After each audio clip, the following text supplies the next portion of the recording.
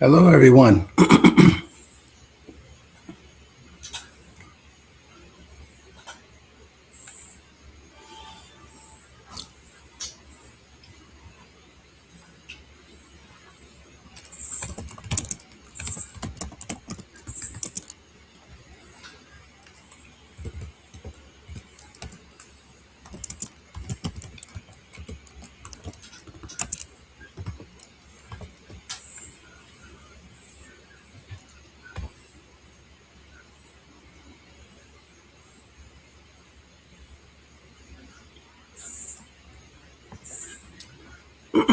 Just making sure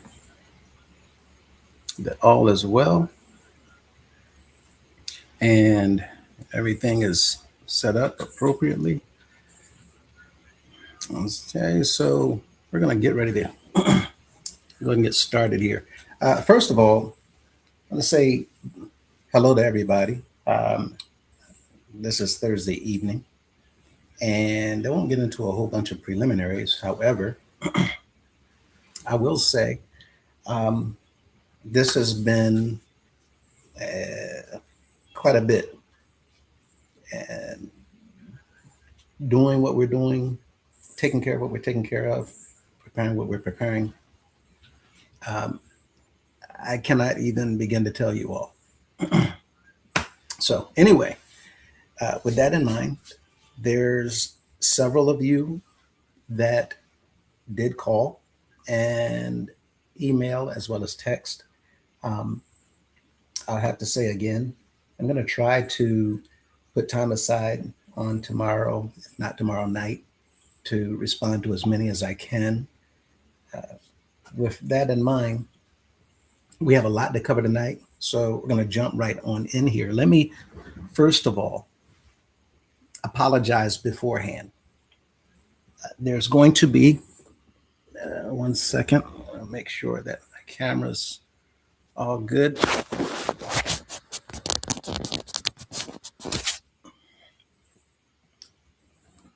There's going to be some sensitive information tonight. And the hope is that all of us can simply listen in, take the information in for what it is, to not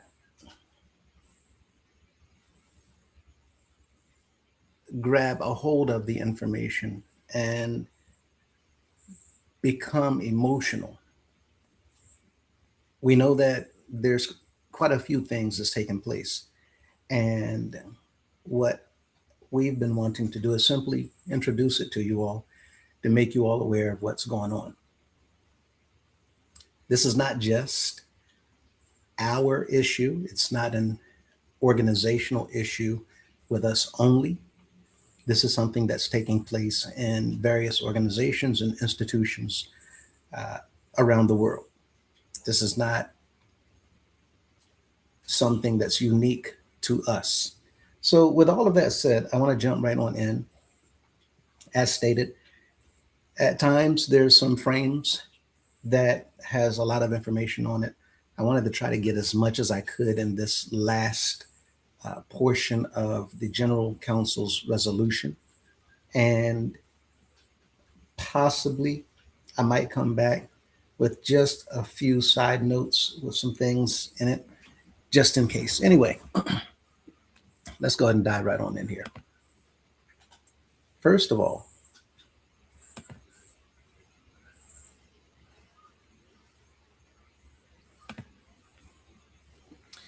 here,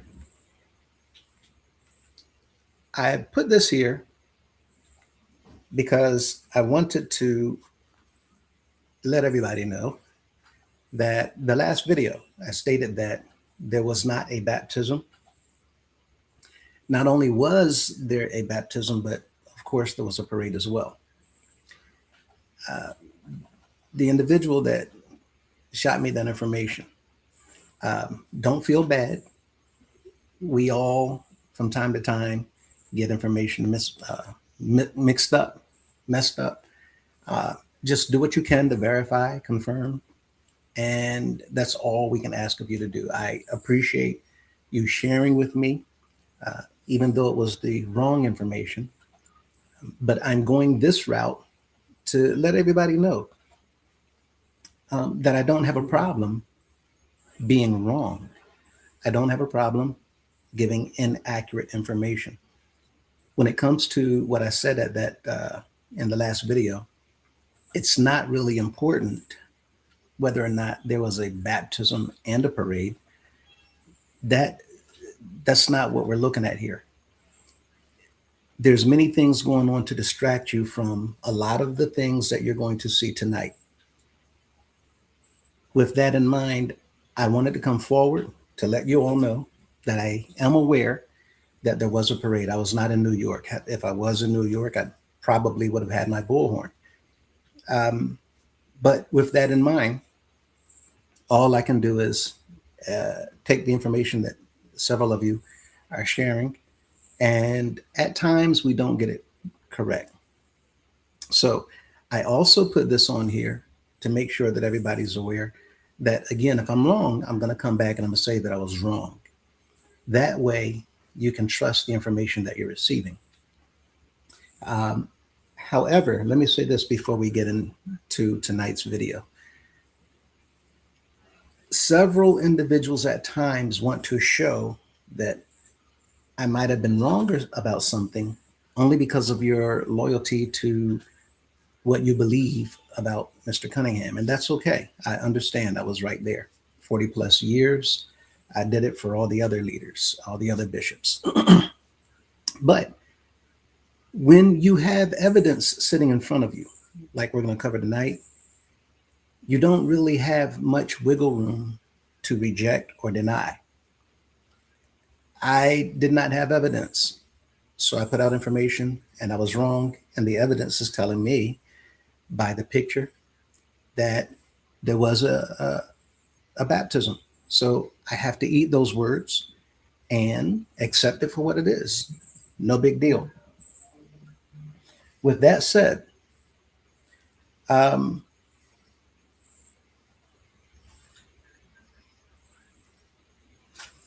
let me let someone know.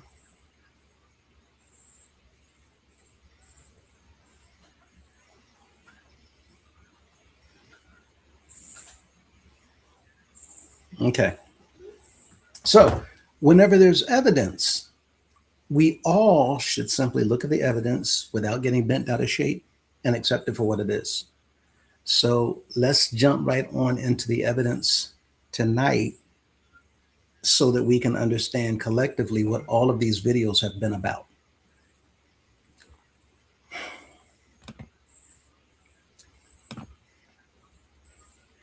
Here,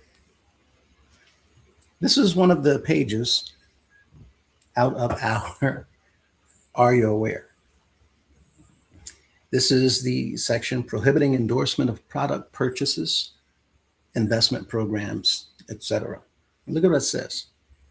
It is a violation of the tax-exempt status of the United House of Prayer to engage in business practices unrelated to our tax-exempt purpose.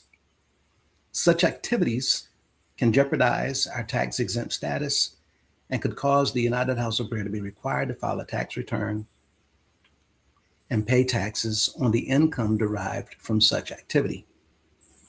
Now, if you go down to the green highlight,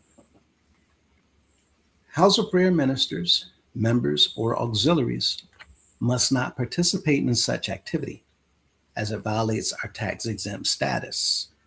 We must not jeopardize the tax-exempt status that this organization suffered to obtain under Addie McCullough. Accordingly, violators will be reported to the General Counsel and will not be spared. This is notice to every member of the organization. If you are involved in anything that puts our tax exemption at risk, stand by, because they're going to take that evidence and they're going to send it to the General Counsel for you to sit before them And you will not be spared. They're going to come at you with the full force of the rules, the laws, the regulations according to our organization. Keep this in mind. It is to protect the tax exempt status that, as you heard, the organization suffered to obtain under Mr. McCullough. Okay, so it's all about protecting the tax exempt status. Now, for those of you who don't know, this, if you look under that enormous number there, that's the dollar amount. That is not the accurate, up to date market value of this home.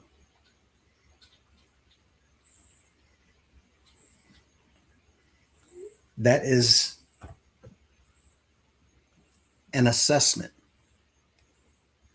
But if you look under the dollar figure, you'll see that this is 4 Wilderness Way.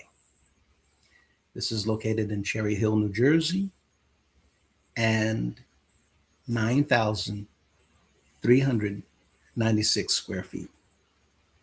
It is a massive, massive home. Pictures up close makes it look almost like a castle. Anyway, this is one of our several parsonages. This is the parsonage that was built during the time Mr. Madison renovated and rebuilt houses of prayers around the organization, along with apartment complexes and single family homes. Now, why are we looking at the parsonage in Cherry Hill? Here, you see the address up in the upper left corner, 4 Wilderness Way. You see the property class is residential, parentheses number 2. Now, I want you to pay close attention to that pink highlight area. That's the net assessed value. This is the amount that the tax assessor, or I'm sorry, the city assessor assesses to that property so that they can make a tax assessment also to that property. Looking at this, I thought it was interesting because this is supposed to be a parsonage. And if you look down on the right side, the highlighted green area at the bottom, see where it says taxes? It says the minimum is 0. The average is $9,264.26 for a home of this size in that area. The maximum is 100, not a home of this size, a home period in that area. All the houses in that area is not over 9,000 square feet. So let me make that correction. But in that area, the average annual tax is $9,264.26. The maximum in that area is $133,595.86. Now, if you follow the green highlight, that line that goes across the bottom and points up to the top, you see the blue highlighted area? It says the taxes on this property is $133,595.86. $95.86. That tells me that this is the highest taxed home probably in that entire area.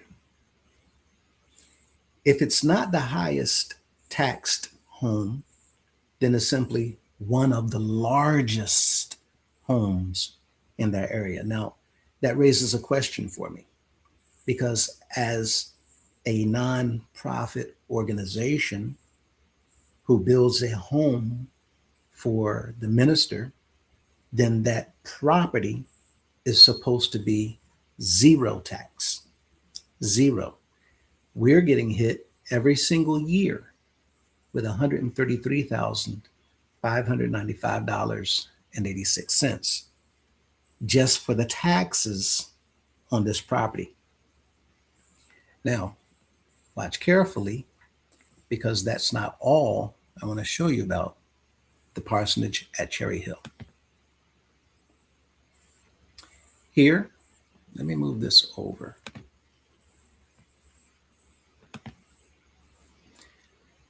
Here you see the data on 4 Wilderness Way.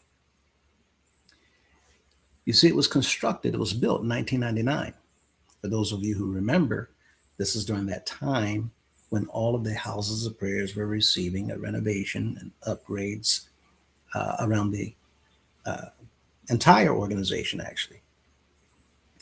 That said, you see the assessment? Look at the yellow highlight at the bottom, assessment. And for those of you who are reading ahead, then you can see exactly where I'm going with this. If you look at the green highlight, you see that this property last sold for $1. This property sold for $1. It sold for $1 on February 14th, 1997. Now, let's dig into this and see exactly where this is going. Discovering that this $3.2 million commercial property, notice it didn't say nonprofit or parsonage, religious group held. It said commercial property at 4 Wilderness Way is actually a luxury mansion built as a parsonage. Does not weaken your case. It completely escalates it. If the organization owns approximately 10 of these hidden mansions up and down the eastern seaboard, church funds are being systematically diverted to provide a luxury lifestyle for the inner circle. Now, throughout these slides, I redacted information that gives one of 2 things. No, one of 3 things. It's either questionable information, meaning we as an organization can question it if it doesn't necessarily apply to us, or it is sensitive information that I don't want to quite give out, not quite yet, or it's legalistic. And I don't want to do that either. So some of the information that's redacted, don't worry about it. We're going to be covering all of those things later. But if the organization owns approximately 10 of these hidden mansions, now we have several properties. Are all of them mansions? No, but we do have several properties that have been set aside for the bishop to dwell, reside, stay in for the duration of times in that area. Look at what it says. Look at the pink highlight. The legal reality of why the $133,000 tax bill proves the government has already stepped in, and how your group weaponizes this multi-mansion network is detailed below. What just happened? We just read that the government already stepped in. The government already made things take place. The government already initiated things that the members of the organization knew nothing about. The government has already been in contact with the bishops of the organization. And the government has already assessed taxes to at least one of our properties. That's this one. And it's annually $133,000 plus. Now, we're going to get into the numbers a little bit later. But look at the blue highlight. Explains why New Jersey stripped their tax exemption. Do y'all see what this says? The state of New Jersey stripped the tax exemption.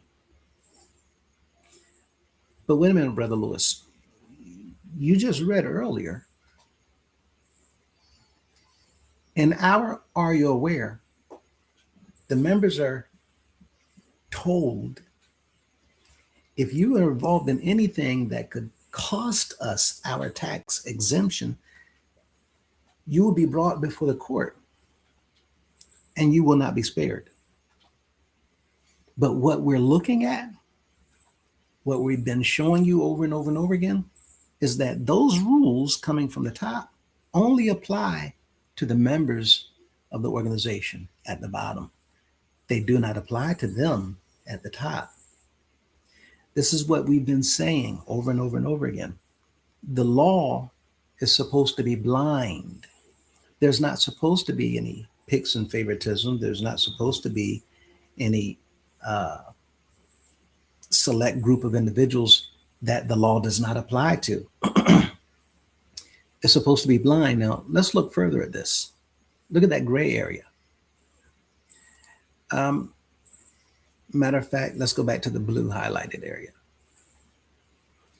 Under federal codes, a parsonage is a residential home provided to an active local minister to live in while they serve a specific congregation. When a church provides a reasonable parsonage, it is 100% tax exempt. 100% tax exempt. Cherry Hill got hit with the maximum, and we're now paying $133,500 plus per year.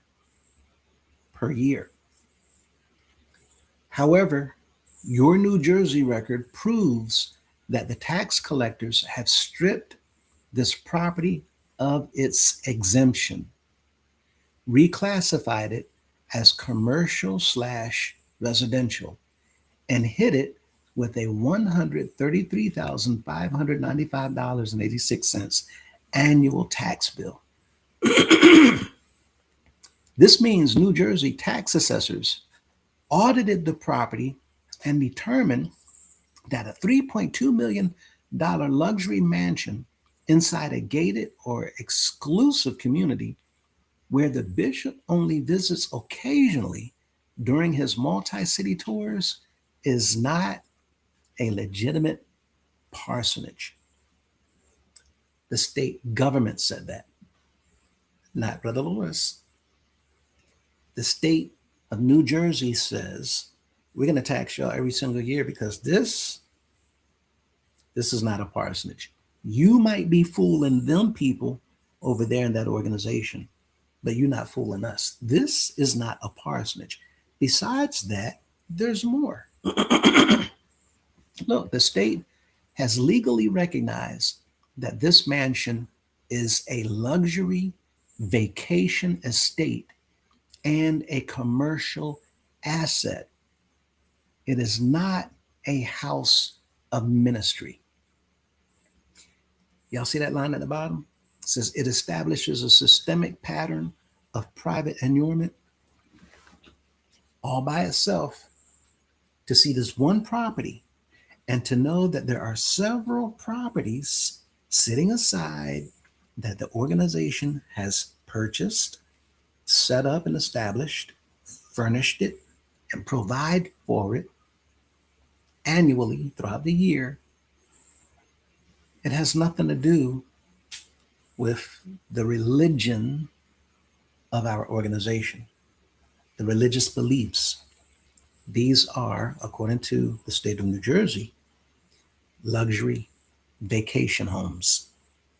And so in Jersey, they're hitting us hard. Let me show you why. This is a deed. That arrow, the black arrow, points to the date. This deed is made on February 14th, 1997. And if you recall, that is the same date that's listed here under assessment. This property last sold for $1 on 2 February 14th, 1997. And that's what you're looking at right here. February 14th, 1997. We have a deed. This deed is made on February 14th, 97 between United Building Contractors Incorporated with an address of 2844 Freedom Drive in Charlotte, North Carolina, referred to as grantor.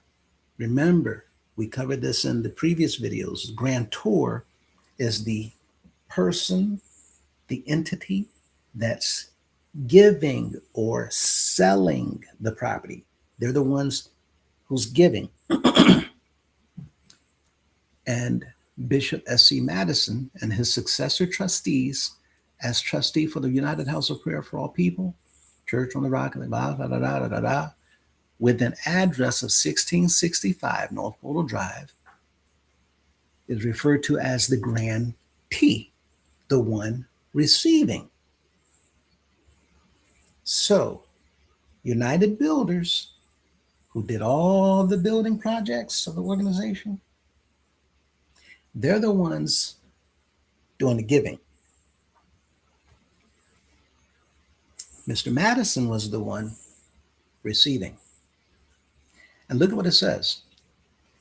The words grantor and grantee shall mean all grantors and all grantees listed above. Transfer of ownership. Look at the blue arrow. Transfer of ownership. The grantor grants and transfers ownership of the property described below to the grantee. This transfer is made for the sum of $1. Now, for those of you who think that this is just an exchange of value in order to file the deed, you cannot be more mistaken. We're going to see the record. Now, what you saw before where it says this property last sold for $1, that's the state of New Jersey saying that. Because there is no record of any transaction that was held anywhere where that property was purchased for more than $1 by Mr. Madison or United Building Contractors. So right now what we're seeing is Cherry Hill was purchased for $1. for $1. Now, let me show you how thick this goes. Now, that was February 14th, 1997. Now, here, if you look at the blue arrow at the top, you'll see it says May 2nd, 1997. May the 2nd. Now, 5/02/97. Now, look at the green arrow. The green arrow. It says the grantor should be indexed. Now, above that, the grantor should be indexed. You see it says note to the clerk for indexing purposes. That's the individual who's going to be filing this paperwork. Okay, the clerk. A note to the clerk. When we do this paperwork, when you take it to file it, pay attention to this note. The grantor should be indexed as Bishop W. McCullough, trustee for the United House of Prayer for all people of the Church on the Rock of the Apostolic Faith. That's the grantor in this deed doing this transaction. The grantee should be indexed as Bishop S.C. Madison and his successor trustees as trustees for the United House of Prayer. And you see, it says current address of grantor and grantee, 1665 Polo Drive Northwest. The grantor and the grantee. Now, we talked about this in the previous videos. Now, we're going to come back to that in a moment. But you see the property is section number 3, Kingston Estates. This is Township of Cherry Hill. Now, look at that red circle. The red circle says this is a confirmatory deed. Notice of successor trustee and correction of name of grantor, right? We talked about why this is done, and we're going to go into more detail tonight. But you see right beside it, it says no taxable consideration. That means no other value. No other value was exchanged. And they put no taxable consideration. And well, I'm going to let you see what AI said about it. I'm not going to tell you. Look at what it says. Property identification and recorded chain of title. The property address, 4 Wilderness Way, Cherry Hill. The legal description right here, subdivision, Kingston Estates. It's the same exact property. Look at the green highlight. The current owner of record mailing address is the United House of Prayer for All People at 1665 North Portal Drive, Northwest. Now, if you go down, recorded title history and conveyances, look at the date the first recording was executed. In pink, it's December 14th, 1993. So that you all understand what it is that you're looking at. December 13th, 1993. This is the time that, look at what it says. Document type, grantor, Bishop W. McCullough. That's when he, as the grantor, gave this property to Mr. Madison. 1993. Mr. McCullough in 93 gave this property to Mr. Madison on record, on the document. Okay. Now, the blue highlight, February 14th, that's the date. Look at the second portion, the blue highlight in the middle. United Building Contractors, they're the grantor, and they gave this property to Mr. Madison.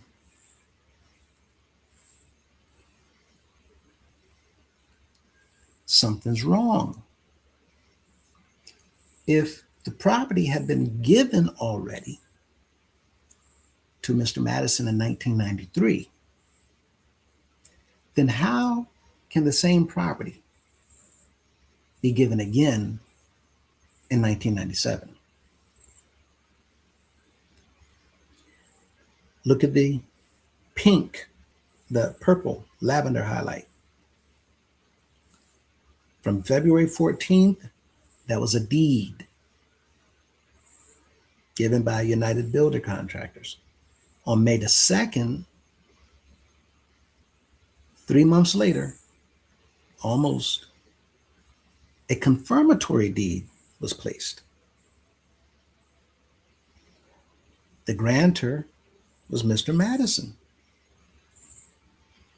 And he changed the deed to reflect a correction, indexing that Mr. McCullough gave him this property.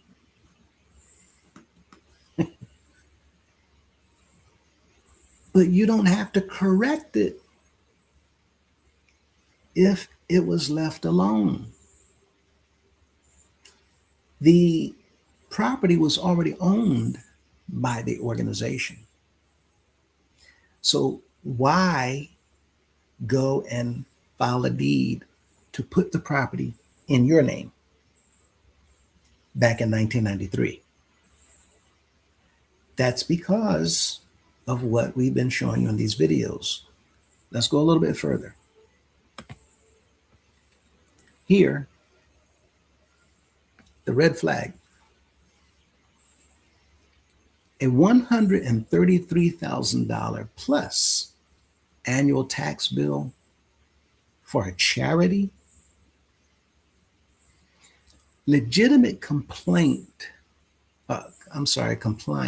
legitimate compliant religious 501c3 charities are completely exempt from local property taxes.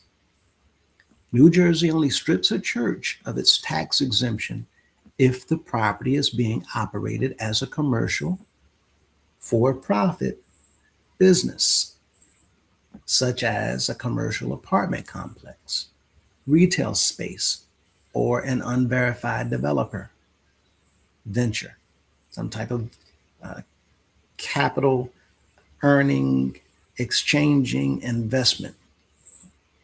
The scale, this commercial project is massive. The land is valued at $369,600. But the building's improvements, what was built on it, is valued at $2.9 million. The red flag number 2, the direct link to the 1997 $1 construction scam. AI called it a scam. AI called it a scam. AI caught something that the members didn't catch. AI said, scam. Scam. Look closely at the sales history listed on your assessment. This property last sold for $1 on 1997, February 14th. This is the exact same date and the exact same dollar purchase price from the United Building Contractors Incorporated. The deed that you uploaded in the previous step successfully traced a single property footprint across 29 years. From 1997 to now, 29 years. In 97, the leadership used a North Carolina construction shell company to quietly move this New Jersey property into an individual trustee title for $1, hiding the transaction behind a $0 tax exemption affidavit. The property at Cherry Hill was exchanged on paper to enter into a trust for $1. In 2026, that exact same property is now sitting on the New Jersey tax rolls as a commercial asset, costing $133,595.86 annually in taxes. Now, that's $1.3 million every 10 years. Since 97, nearly 30 years, that's $3.9 million in taxes alone that the members of the organization paid for.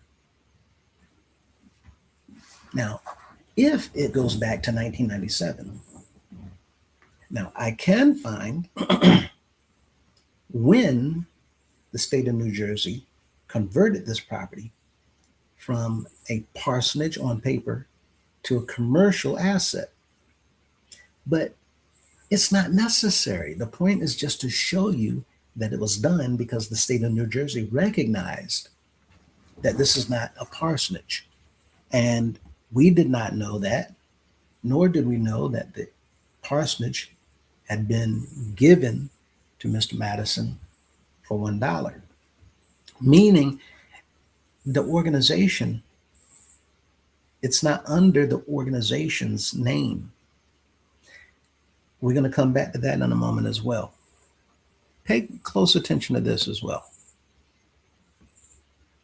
Look at this.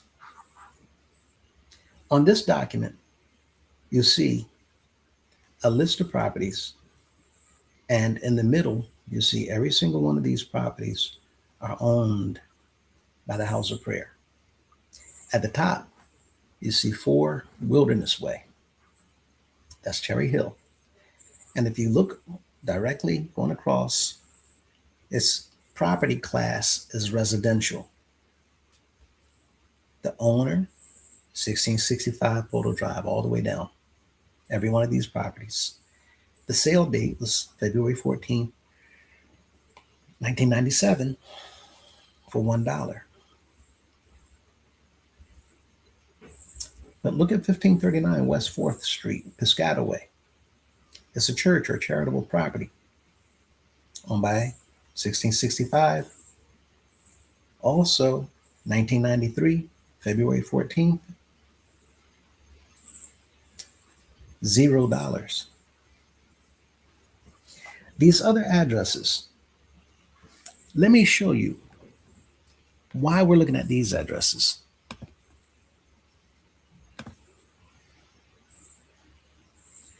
Here,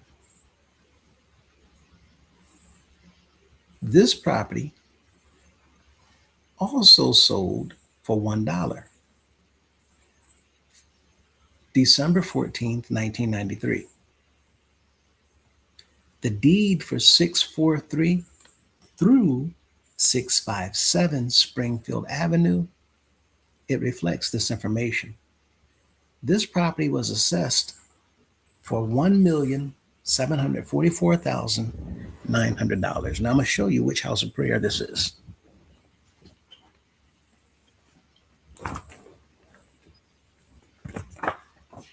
Okay. In the back of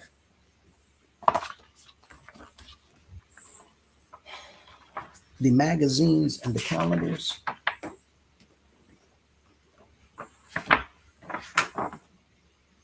I'm looking for the addresses in New Jersey. Here we are. Springfield Avenue, 643 through 657. That's Newark, New Jersey. That's Newark House of Prayer. And if you look at the bottom, it says that Newark House of Prayer, see the gray arrow? Newark House of Prayer is paying zero in taxes. So the state of New Jersey says, okay, this house of prayer, we find they're operating, according to our knowledge, as a religious institution. Okay, so they're not charging them any tax. But look at this one. This property last sold for $1 also. December 14th, 1993. So that's the same date as Newark, New Jersey. So they were in the tax assessor's office and the deeds and records room filing paperwork for Newark. And so far, also, this is Camden House of Prayer. Two houses of prayers are filing paperwork on the same day. A deed to transfer title and ownership over to Mr. Madison. But look at this one, 915 Broadway. And you see here, right here, 915 Broadway. That's Camden, New Jersey. Camden, New Jersey. House of Prayer. This property was assessed for $276,800. Camden was getting some work done. So the property right now is not as great and significant as Newark is. However, look at the bottom of this page. 915 Broadway cost the property's owners $9,303.25 annually in taxes. Why are we paying taxes for a house of prayer? Apparently, the state of New Jersey says this building is not operating as a religious institution. So we, the state of Jersey, we're going to hit y'all with tax because according to what we're looking at, and I don't know what that is, I haven't researched it yet, but according to what we're looking at, this is a commercial building. Therefore, we're going to charge you taxes. You're no longer going to utilize the tax exemption. Now, what this is showing us so far is this is the second property that we're looking at. One is a parsonage. One is an actual house of prayer where the members of the organization, we're paying taxes on properties that we had no knowledge of. We didn't know that the parsonage in Cherry Hill had been bought for $1 by Mr. Madison from United Builder Contractors. United Builders Contracting Company for $1. Now, let's see what else we have. So I thought, okay, if this is going on in New Jersey, let me see what's going on elsewhere. And so, of course, I went to DC. And as I shared with you all before, Washington, D.C., you see the date of the top, August 4th, 2026, the highlighted area. Okay. And when you look at the top, you see this is 18. You see the address, 1200 5th Street Northwest. This is the apartment complex, the Washington Apartments, that was purchased last May by Mr. Cunningham for $26 million. dollars that no one knew anything about. No one gave him consent, permission. There was no discussion on it. Okay. So if you look under the description, uh, you see the pink box. It says penalty. That second line under zero, under penalty, $38,703.75. That's the penalty because the payment is late.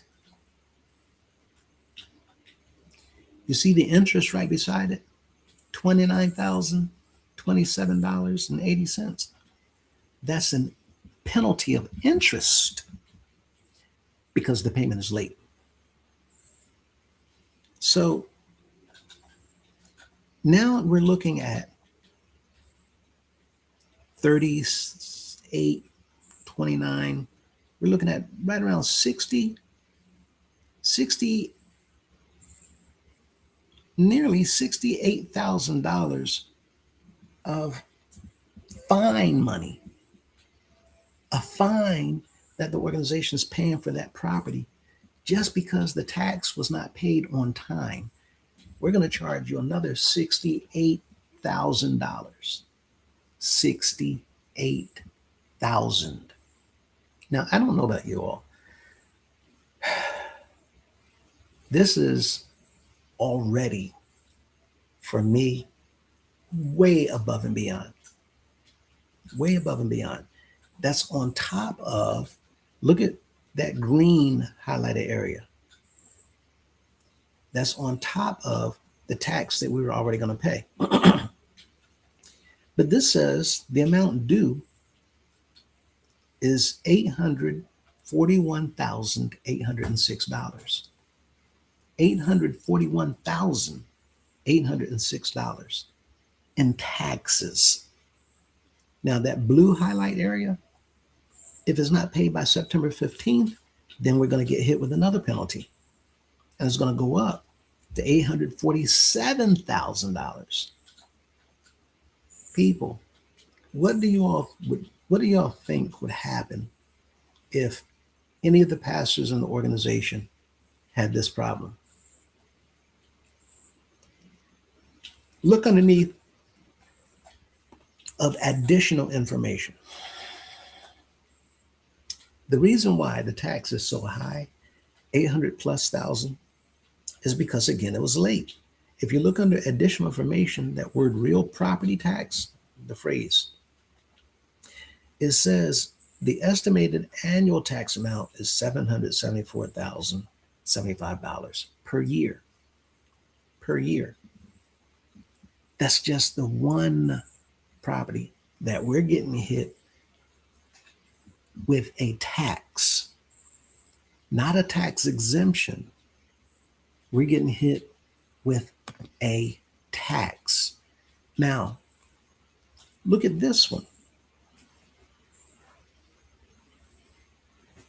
This property, I thought, let me check around DC. This one here is Marshall Heights. You see the date of notice highlighted in yellow? February 17th, 2026. The property address is 215 51st Street, Southeast, right? That's Marshall Heights, House of Prayer. Look at the green highlight. The total, $12,565.49. Here we have another house of prayer. So far, it's two houses of prayers where we're paying taxes. Look underneath the additional information. The estimated annual tax amount for Marshall Heights alone is $25,130.99. The house of prayer paying taxes. That means that these bishops are the ones that have cost us our tax exemption. in some of the locations all around the organization, according to what this is saying. Now, I'm going to be the first one to say that, just like I showed with the baptism, I can be wrong. I don't mind admitting that I'm wrong. But here's the problem. Why aren't you showing me that I'm wrong? Why is there no one at all speaking on behalf of Mr. Cunningham? Why is there not a representative? Why is there not a councilman? Why is there not a chairman? Why is there not anybody anywhere throughout the entire organization explaining anything to any of the members of the organization? No one is saying anything. Let's continue. Here, let's look at another. This one, this is 8th Street. Now, 8th Street, let's see what's going on with them. 8th Street, their total, the address, you see it highlighted in yellow. Above the date of the notice, you see that's this year. Highlighted in green, you see 8th Street's half of the year. 8th Street paying taxes, $32,293.47. Look at what it says. Additional information. Estimated annual tax amount, $64,586.94 a year. $64,000. We can round that up to $65,000 in taxes a year. People,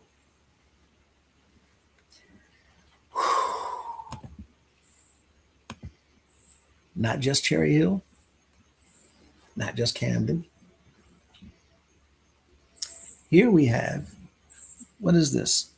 Charlotte Mission. Charlotte Mission. And it looks like Charlotte Mission, same thing, February 17th, 2026. It looks like they are paying for the second half of the year $57,908. Now, this is not the congregation, because the congregation doesn't know anything about this. This is not the congregation's bill. You never hear the bishop telling the pastors, y'all pay y'all's taxes. You don't hear that because the bishop does not want the members to know that we're paying taxes. The District of Columbia, just like the state of New Jersey, has spoken. You haven't been doing what you're supposed to be doing? Nah, bro, we're not going to do this. No, you're going to pay tax on this here. And not one member of the organization, to my knowledge, heard any bishop / CEO talk about any of these things to any of the members openly. Now, these things are supposed to be discussed in the General Assembly. This is just half a year. And look at the blue highlight. Real property. It says estimated annual tax amount, $115,816. $115,816. Now, someone just asked, does this mean we lost our tax exemption for good? No, there's a lot that we can do. And this is why I've been trying to get across to the people that we need to come together so that we can do what's necessary to save this organization from all of the things that our leaders are doing to hurt the organization. We need to save the organization. Now, there's again a lot of things we can do. So, this is not a reflection of the organization in its entirety losing its exemption. No, we have not lost the exemption for the organization as an entity. The organization still has an exemption, but some of the locations within the organization are considered commercial properties. They're considered to be properties that's making a profit. They're not considered to be nonprofits. Um, so the state says, well, we're gonna tax you. Now again, this is Charlotte Mission at nearly $116,000 a year. Now y'all see all of these uh, uh, bills, tax bills. Look at where they're going. Look at the address down at the bottom. Every one of these are going to 1665 North Portal Drive. Now, that means Mr. Cunningham is receiving these tax bills. But look at the name. Why is it in the name of Bishop Madison?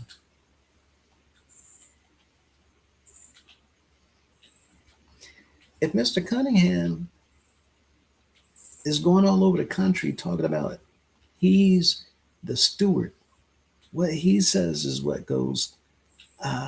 One man, one man, one man, not needing no board, not no 3 or 4 people making decisions. This is 3 years later. And all these properties are scattered all over the place when it comes to an owner.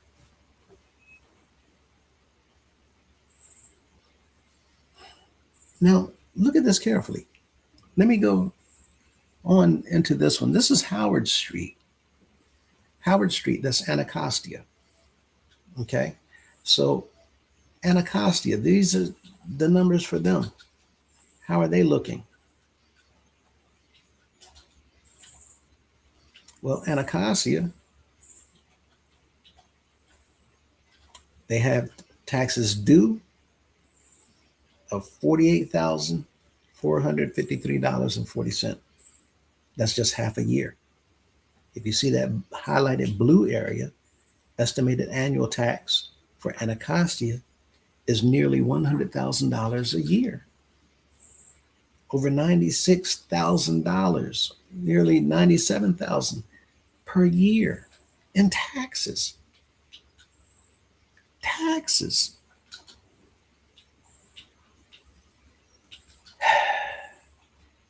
But they keep talking about tax exemption.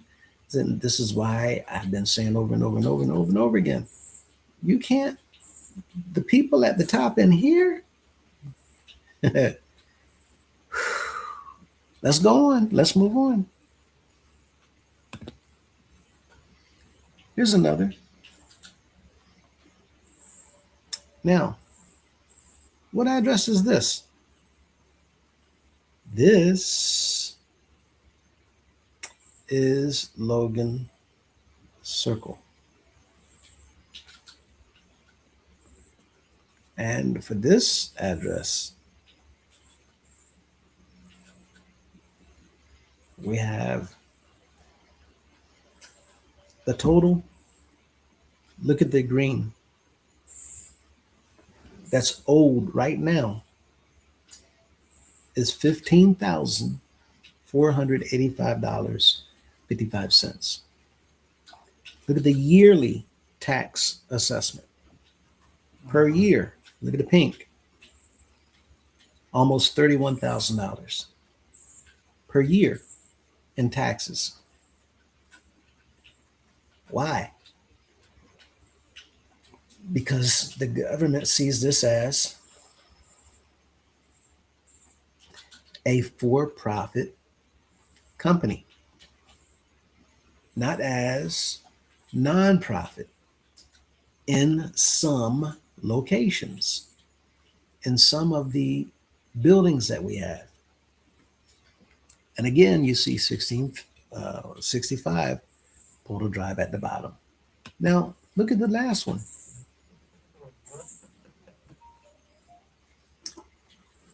Look, that's Oak Street.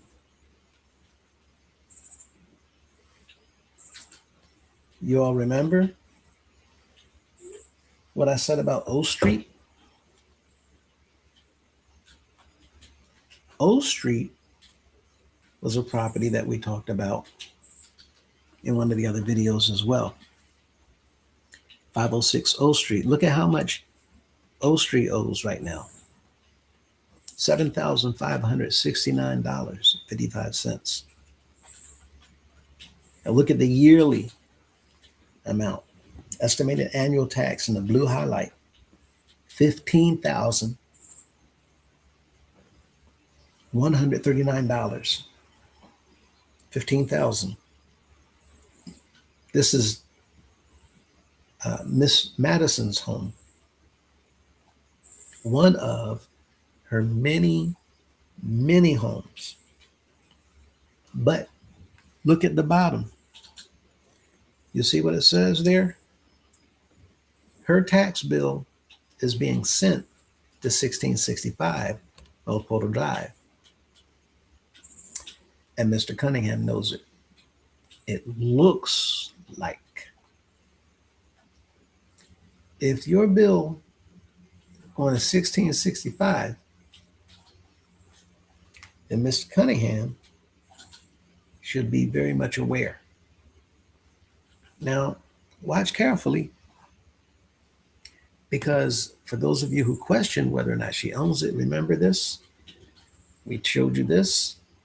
Representative Eleanor Holmes Norton, congressional representative, District of Columbia, talked about this house, the see-through townhouse, located at 506 O Street. What did they say about it? They said Elizabeth D. Madison. This house, the wife of the late Bishop Madison, is the owner slash client. Okay. Now, let's jump a little further. We're already halfway through. Here,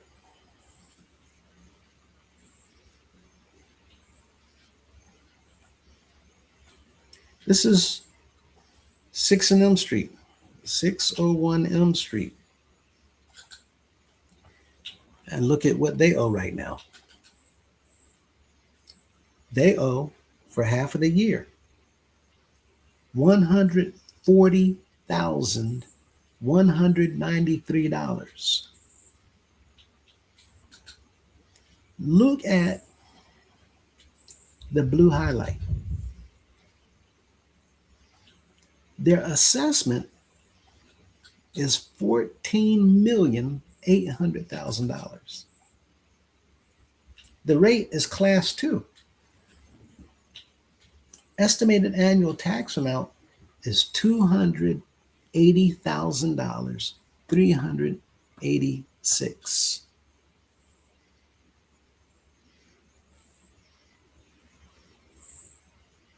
All of this, nearly $300,000, is just taxes for 6 and Elm Street. And it's still in Mr. Madison's name. Okay, for those of you who want to know what's going on, well, This is the tax rate for the tax assessments in the District of Columbia. Okay. Now, when y'all see that number 2, that's the class that the property was in, placed by the tax assessor. So they're being classed, or they're being taxed as a class 2 property. Now, look at the pink highlighted area. You see that 2? This is for any property that's less than $5 million.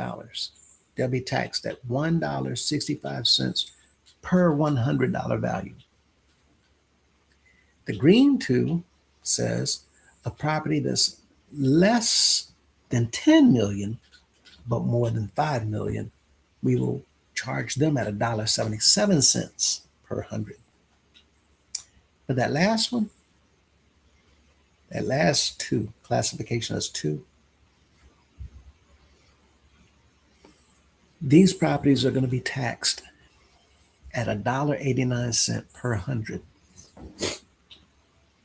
for every property that's valued more than $10 million. And that's what you see our class is, class 2. Now, that's not in every property, but it is in those properties in DC. So when you look back at 6 and Elm Street, you see class right beside that red arrow. Class 2, that means they're being taxed at that rate on this chart. For a class 2, they're being taxed $1.89 in the Heinen. 1 second. Okay. $1.89 for every $100. They're being taxed that amount because class 2 worth more than $10 million. Now, look at this. Here, you see the address at the top corner, 1665. Okay. Now, this is for Mr. Jimmy Jones. He's the General Assembly Secretary. Now, this document was filed for the California Secretary of State, and you see that in the pink highlight at the top corner. Now, down at the bottom, you see Apostle Jimmy Jones says he's secretary. Here, it also says in the yellow highlight, Bishop A.D. Cunningham, it says he's the chief executive officer. But look at that green highlight. It also says that Bishop A.D. Cunningham is the chief financial officer.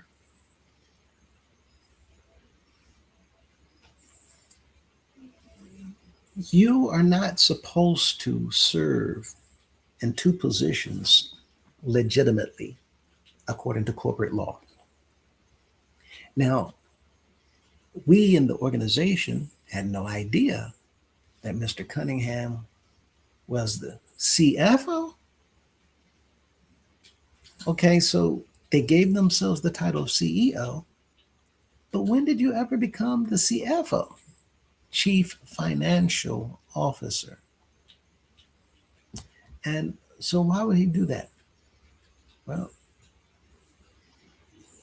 you as a chief financial officer have oversight of all the books, all the finances coming in as well as going out. But that's not why he did it. We're going to show you this in a moment. Now, let's take a look at this. In fact, let me go back because I don't want to give you a false impression. Mr. Cunningham is not the first one that did that. You see the blue arrow at the bottom? That's the outgoing officer. You see, Mr. Bailey, Bishop Bailey, he did this as well. He filed the document saying that he was the chief executive officer, and he also filed documents saying that he's the chief financial officer. And it looks like this is exactly what Mr. Cunningham is doing as well.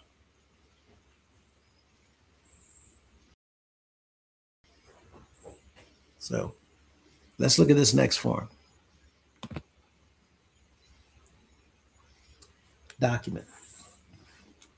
Here, Mr. Murray. Look at the date. Said December the 2nd, 2025. His last change recorded October 31st, 2025.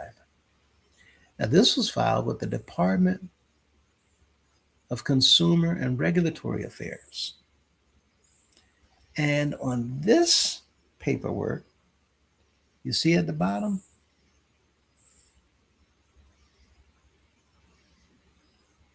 now look at the green highlight. It shows that Mr. Cunningham is the governor. He is the governor. And if you look at underneath of that, the blue highlight, it says that Mr. Murray is the agent for the organization. The agent receives all of the correspondence coming from the municipalities and the to-dos that have any affairs to do with the organization. They'll send their correspondence to him. Okay?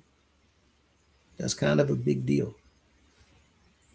Now, look at the pink highlight. It says, Mary Elder Dr. Rodriguez. It says he's your contact. But not only is he the agent, but Mr. Cunningham got him to be your contact as well. But that last one is what got me. Here it says Mr. Murray is also the governor of the organization, or a governor of the organization. I don't think it's latter. I think it's the first. And according to what we see, it looks like that assessment is spot on. Spot on. Now, we're going to talk about this. Before we do, look at this appointment. This power of attorney is between the following: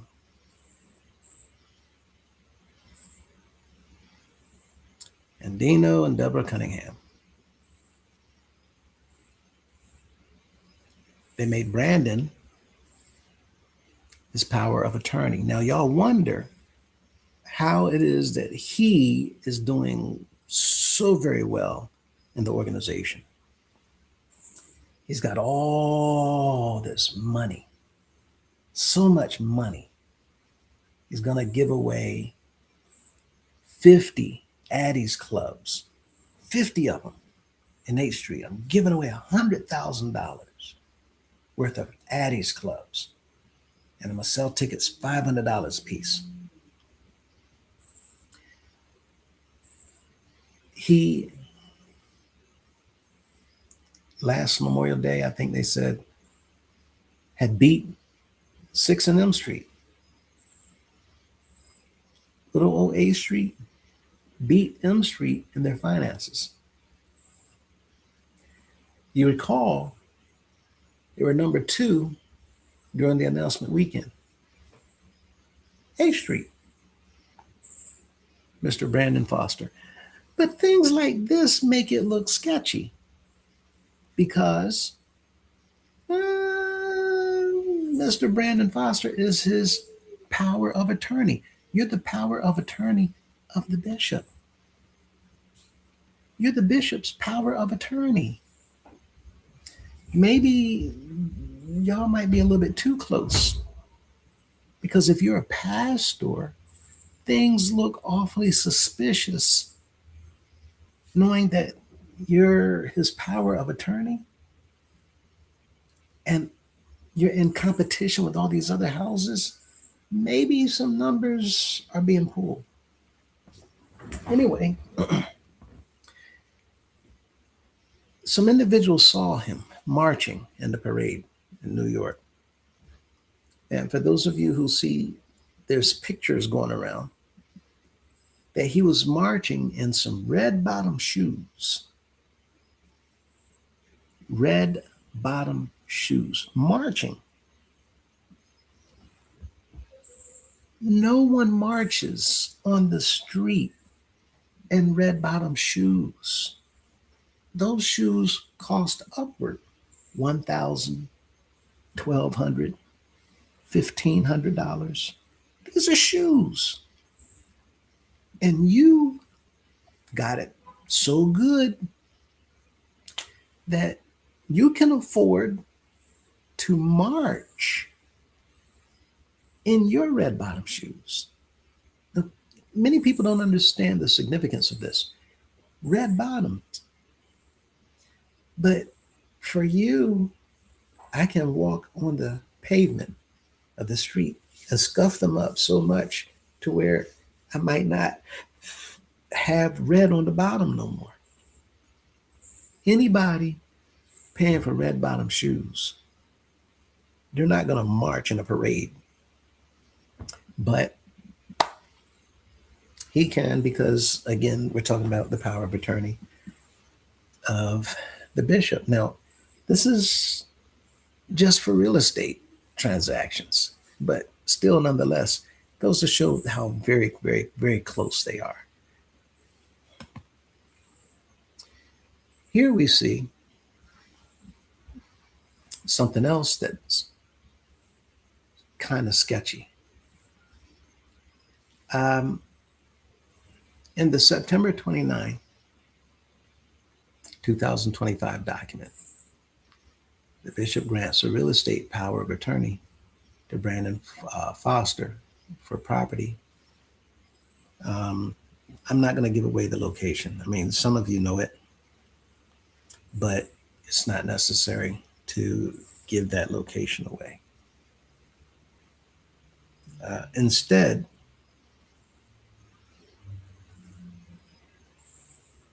let me just read through this. The actor, Brandon Foster, a top fundraising pastor who travels on the tour and collects substantial financial contributions from local congregations, is appointed as the bishop's personal legal agent, the attorney in fact, to execute, sign, and close real estate deals. The witness who signed this document, now I have a copy of the document, who signed it is none other than Mr. Murray and Miss Gina Smith. But look at what this is saying. The witness, highlighted in blue, the formal witness verifying this power transfer is none other than Rodriguez Murray. Why this is definitive proof of a civil conspiracy. A civil conspiracy requires proof of an agreement between two or more parties to commit an unlawful or tortious act. This single document binds the three key players together in a single transaction. Mr. Cunningham, Mr. Murray, Mr. Foster, all on the same document. And look at what this is saying. The principal Mr. Cunningham, the CEO, delegating his real estate execution power. He's delegating it to someone else. His real estate execution power has been given now to Brandon Foster. Now, the agent, Mr. Foster, the field enforcer, executing transactions on commercial and residential lots. I'm not going to say where. The gatekeeper, Rodriguez Murray, the co-beneficial owner, and newly installed Assistant General Assembly Secretary, acting as the legal witness to validate the transaction.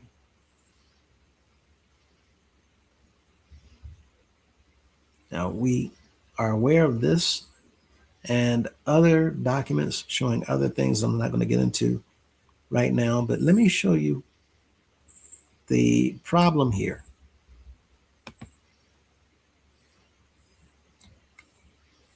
Here,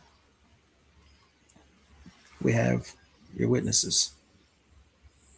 And you see highlighted at the top, this is for the purchase made by Mr. and Mrs. Cunningham. And you see Mr. Murray and Ms. Smith signing as witnesses to this event, this transaction. Now, this puts these individuals together, and it shows clearly that Mr. Foster is working hand in hand with Mr. Cunningham. Hand in hand. And it makes you wonder how he's all up here. Okay. Mr. Murray is working hand in hand with Mr. Cunningham.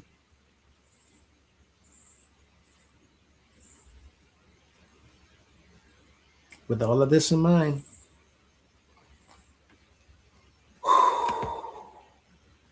it's not looking good. Why the secretary positions are an absolute sham. Remember, Mr. Murray is now the Assistant General Assembly Secretary. Look at what this is saying. The General Assembly Secretary is supposed to be an independent, neutral officer who serves the entire voting body. The General Assembly Secretary is supposed to serve the people. You're supposed to be a neutral party. And y'all remember, I sent letters to Mr.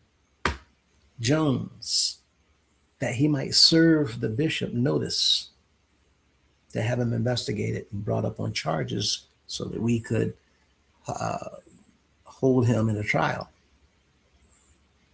Mr. Jones did nothing. The entire General Council did nothing. The Assistant General Assembly Secretary, the whole General Council, all the pastors did nothing.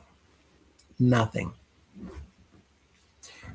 Now, the General Assembly Secretary is supposed to be an independent, neutral officer who serves the entire voting body.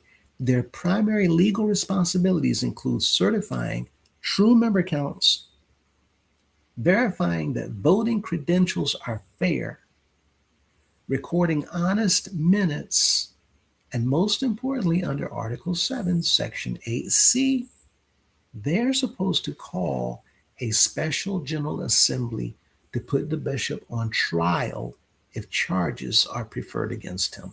That is what Mr. Jimmy Jones neglected to do. He did not move an inch to file anything against Mr. Cunningham. Now, look at the green highlight. By rigging the vote so that only the General Council can vote for the secretary, the leadership has committed an unlawful corporate takeover of the assembly. AI said it. This has been a takeover. When we started this, I said how it appears to me that the General Council has hijacked the General Assembly. Boom. The structural conflict of interest. A person cannot safely serve as an independent watchdog over the bishop, which is exactly what the General Assembly secretary and the assistant, they're supposed to be doing. They're supposed to be watching over him, keeping him in line. But you can't serve that way. Now, here, look at the blue. The conflict of interest. A person cannot safely serve as an independent watchdog over the bishop if their primary job on the general council is explicitly defined to protect the leader. The job of the general council, according to the supreme laws of the United House of Prayer for All People, is to protect the works, the money, and the bishop. Look at this, the false impression of separation. By using the council to elect their own members, the false impression of separation. Separation is where you have two positions being served by two people, where you have a governing body and you have a checks and balance system, where you have individuals that serve one purpose and individuals that serve another. These are separate entities. It keeps certain things separate. Let's go further. We're going to go there, and I think the next slide coming up. By using the council to elect their own members to these positions, matter of fact, let me touch on that. The council is not supposed to have any dealings whatsoever with the General Assembly. The council is not supposed to have anything to do with the General Assembly. When the General Assembly comes up every year, the men on the council, they're not supposed to come to the General Assembly as council members. They're supposed to come to the General Assembly as ministers and pastors who come with their delegates to sit in. They're not supposed to act collectively as a general council inside the General Assembly. But this is what they've been doing the entire time. And when it's time to elect a General Assembly secretary or his assistant, well, this is where they shine the most because they've already rehearsed how this is going. And we've chosen who we've chosen, or we've been told who to nominate and elect. And that's why, for those of you who's going to the General Assembly, you always hear them say, when it's time to vote for the General Assembly secretary, General Council only. Because the General Council needs to make sure that they put one of their own in the seat as General Assembly secretary, because they're there to protect him. And they're going to put one of their own there in the seat as General Assembly secretary to also protect him. And now you have Mr. Murray, who was not a council member, but he was installed and put there by Mr. Cunningham, who told them who to nominate and elect and put him in the assistant General Assembly secretary spot, who happens to also be co-beneficial owner. Also, board of director member, a fake board. Also, the agent of the organization, right? All of these titles they're giving to themselves.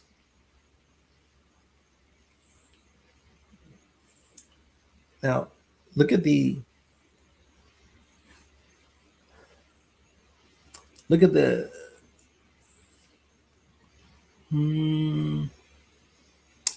second half of that bottom paragraph. Matter of fact, let me just read it again. By using the council to elect their own members to these positions, the leadership creates a false impression to outside courts and regulators that the General Assembly has an independent secretary, when in reality, the secretary is just another employee carrying out the CEO's direct orders. The secretary is doing what he wants him to do. But the secretary's job is to put the bishop in check. The assistant secretary is supposed to be to do things to assist the secretary. They're supposed to be a type of check and balance system. The general counsel, they've been acting as a board. But instead of keeping him in line, they've been acting as a board to keep the people from holding him accountable.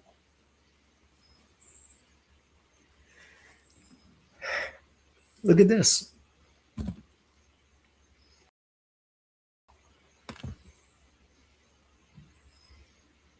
The reality of Mr. Rodriguez is supposed to say, Murray's 2026 appointment. The appointment of Mr. Rodriguez Murray during the Memorial Day 2026 General Assembly is a massive piece of evidence. While the leadership may tell the congregation that placing a non-active council member into the General Assembly Assistant Secretary seat is a sign of inclusion, the federal documentation reveals a completely different reality. He is a confirmed insider, period. AI said it. Now, you can lie to me all you want, tell me that you're not all you want. But the problem here is AI sees through it. AI is confirming what I've been saying. Look at this. A confirmed insider 5 days after the rigged election, the CEO secretly filed federal papers naming Mr. Murray as a beneficial owner with substantial control over the global organization. A director on the shadow board, meaning he's on a fake board as a director, right? Board of directors. And the official corporate agent for all government contacts, as we saw on the other document. And now he's your assistant General Assembly secretary. You cannot make this up. The ultimate security shield. By placing the same man who holds federal substantial control. Matter of fact, Mr. Cunningham named himself a governor. Who's the only person that he named a governor besides him? Mr. Murray. By placing the same man who holds federal substantial control into the assistant secretary seat, to put that man in that seat, the CEO has completely locked the back door of the congregation.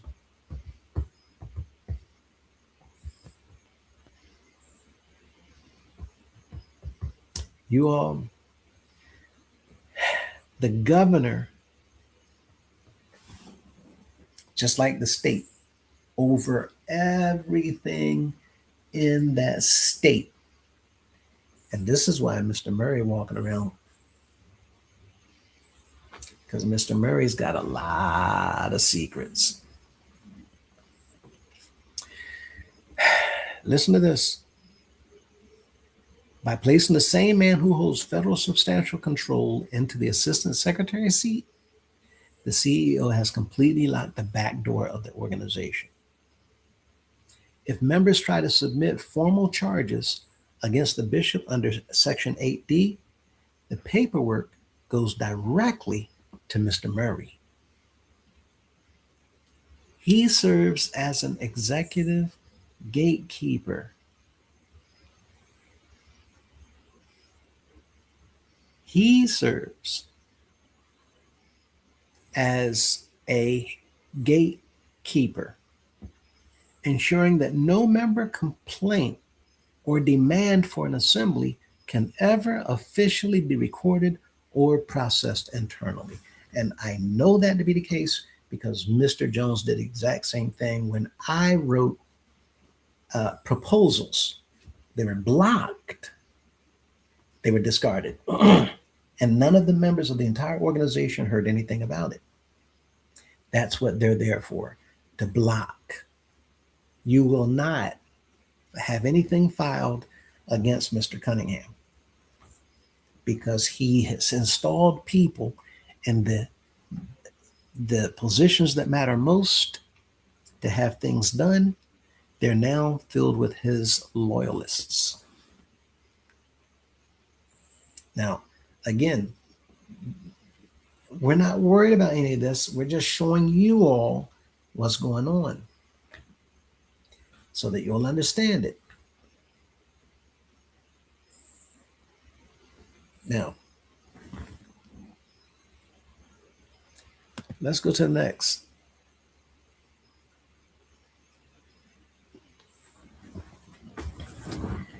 General warranty deed. I want y'all to see just how bad this is.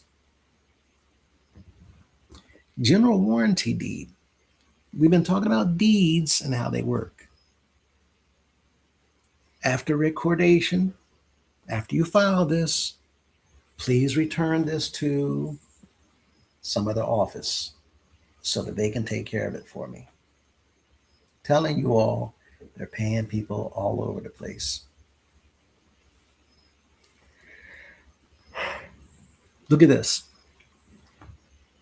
This general warranty deed is made as of the 10th day of February, 2025, by and between grantor,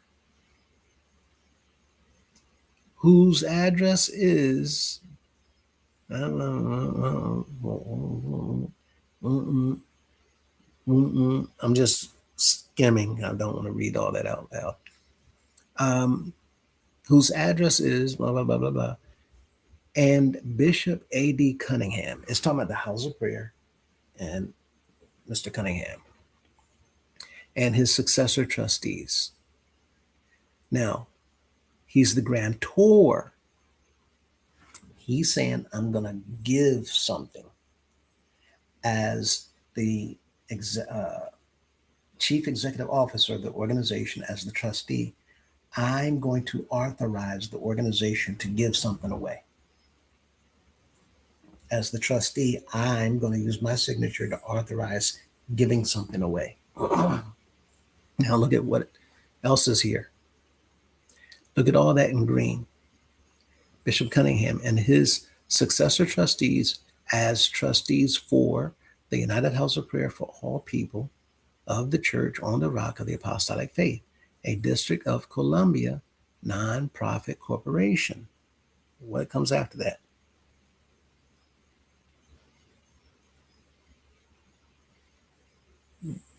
Now, where you get to the bottom of this,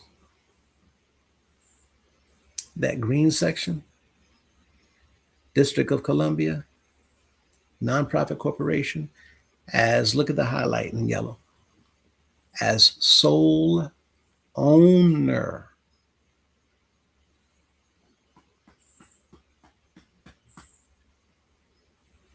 Not trustee anymore.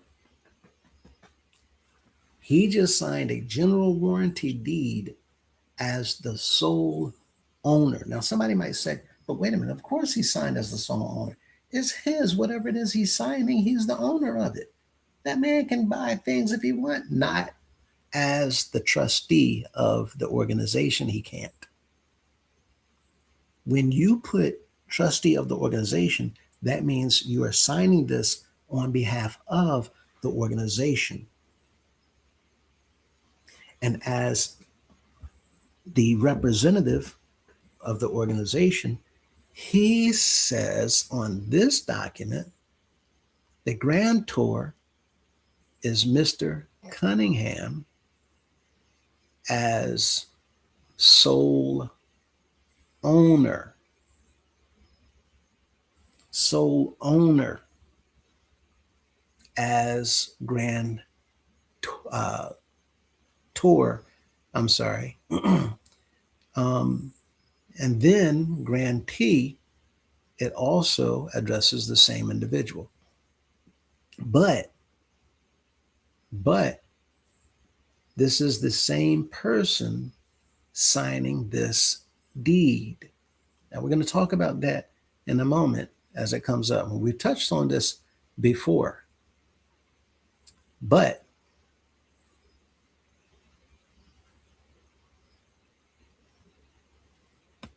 this is what you all need to understand: how these dealings affect the organization and harm the members. This hidden layer of control harms the membership and the organization in three profound ways: the total erasure of legal recourse. The secretary and assistant secretary are the only officers with the constitutional authority given by the Constitution to process member grievances or initiate an internal trial against executive misconduct. Mr. Jones and Mr. Murray are the only two individuals that can come forward to hold Mr. Cunningham accountable by initiating an investigation and a trial, according to the Constitution. Because these seats are occupied by the CEO, by Mr. Cunningham's co-beneficial owner, and hand-picked councilman, Mr. Jones, the internal justice system is completely dead. How are you going to get justice in an organization where the men who are supposed to be standing up for what's right, providing justice to the members in the event that there's some type of conflict, there's some type of a problem? How are y'all going to have a grievance committee when the grievance committee on the general counsel is working directly for the bishop to protect him? So how are you going to have a grievance and file your grievance with this committee on the council and expect them to do anything whatsoever to resolve your conflict that may even be against him? They're not going to work for you. They're working for him. Direct conflict of interest. Now, it says severe vulnerability to shadow directorship. The involvement of a shadow director, Miss Madison, working hand in hand with the secretary and Mr. Murray, means that multi-million-dollar deals, real estate, financial and operational decisions are being dictated by an unelected, unaccountable inner circle.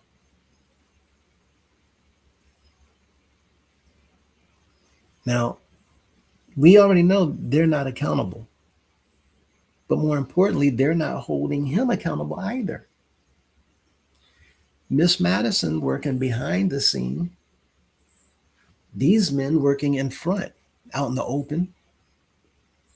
But again, the involvement of Miss Madison working hand in hand, along with the secretary, Mr. Jones, and now the assistant secretary, Mr. Murray, means that this multi-million-dollar real estate, financial, and operational decisions are being dictated by an unelected, unaccountable inner circle. People making decisions, and you have nothing to do with the decisions that they're making in order to determine, to decide, or conclude whatever is going to happen with everything in here. That's where we are right now.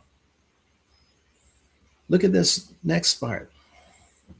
The members are being asked to provide massive $10,000 special category financial contributions to an organization managed by a shadow web. AI said it. It's saying it's not real. It's a shadow web. He's asking you all to now, whoever makes $10,000 for the year, we'll put them in that special category. What does that mean? Special category. I'm going to give you more money when you've done nothing with the little bit that we gave.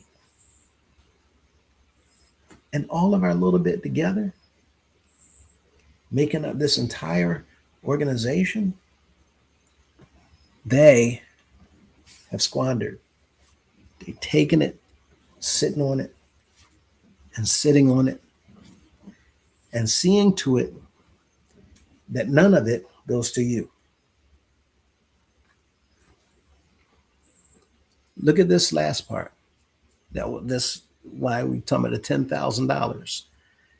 Unlawful corporate reporting, presenting a public face to the congregation while secretly filing documents that name Mr. Murray as a director and registered agent without the knowledge or consent of the General Assembly, the people, and the organization, means the leadership is operating a completely dual system. You're doing one thing in front of the eyes of the people, but you're doing something entirely different behind their back. A dual system. A public religious facade and a private corporate shell. In the open, on the streets, baptism parade, you're just a public religion. That's all you are. In front of the public, in front of the people. They wear your bright colored, custom made suits to look like I'm just this. Our organization shine, let it shine so greatly. But behind closed doors, those in the know, all kinds of money. All kinds of money. Now, look at this. Why the bishop's continued silence is a direct corporate violation. His silence is a corporate violation. He should not be traveling around and not saying nothing at all.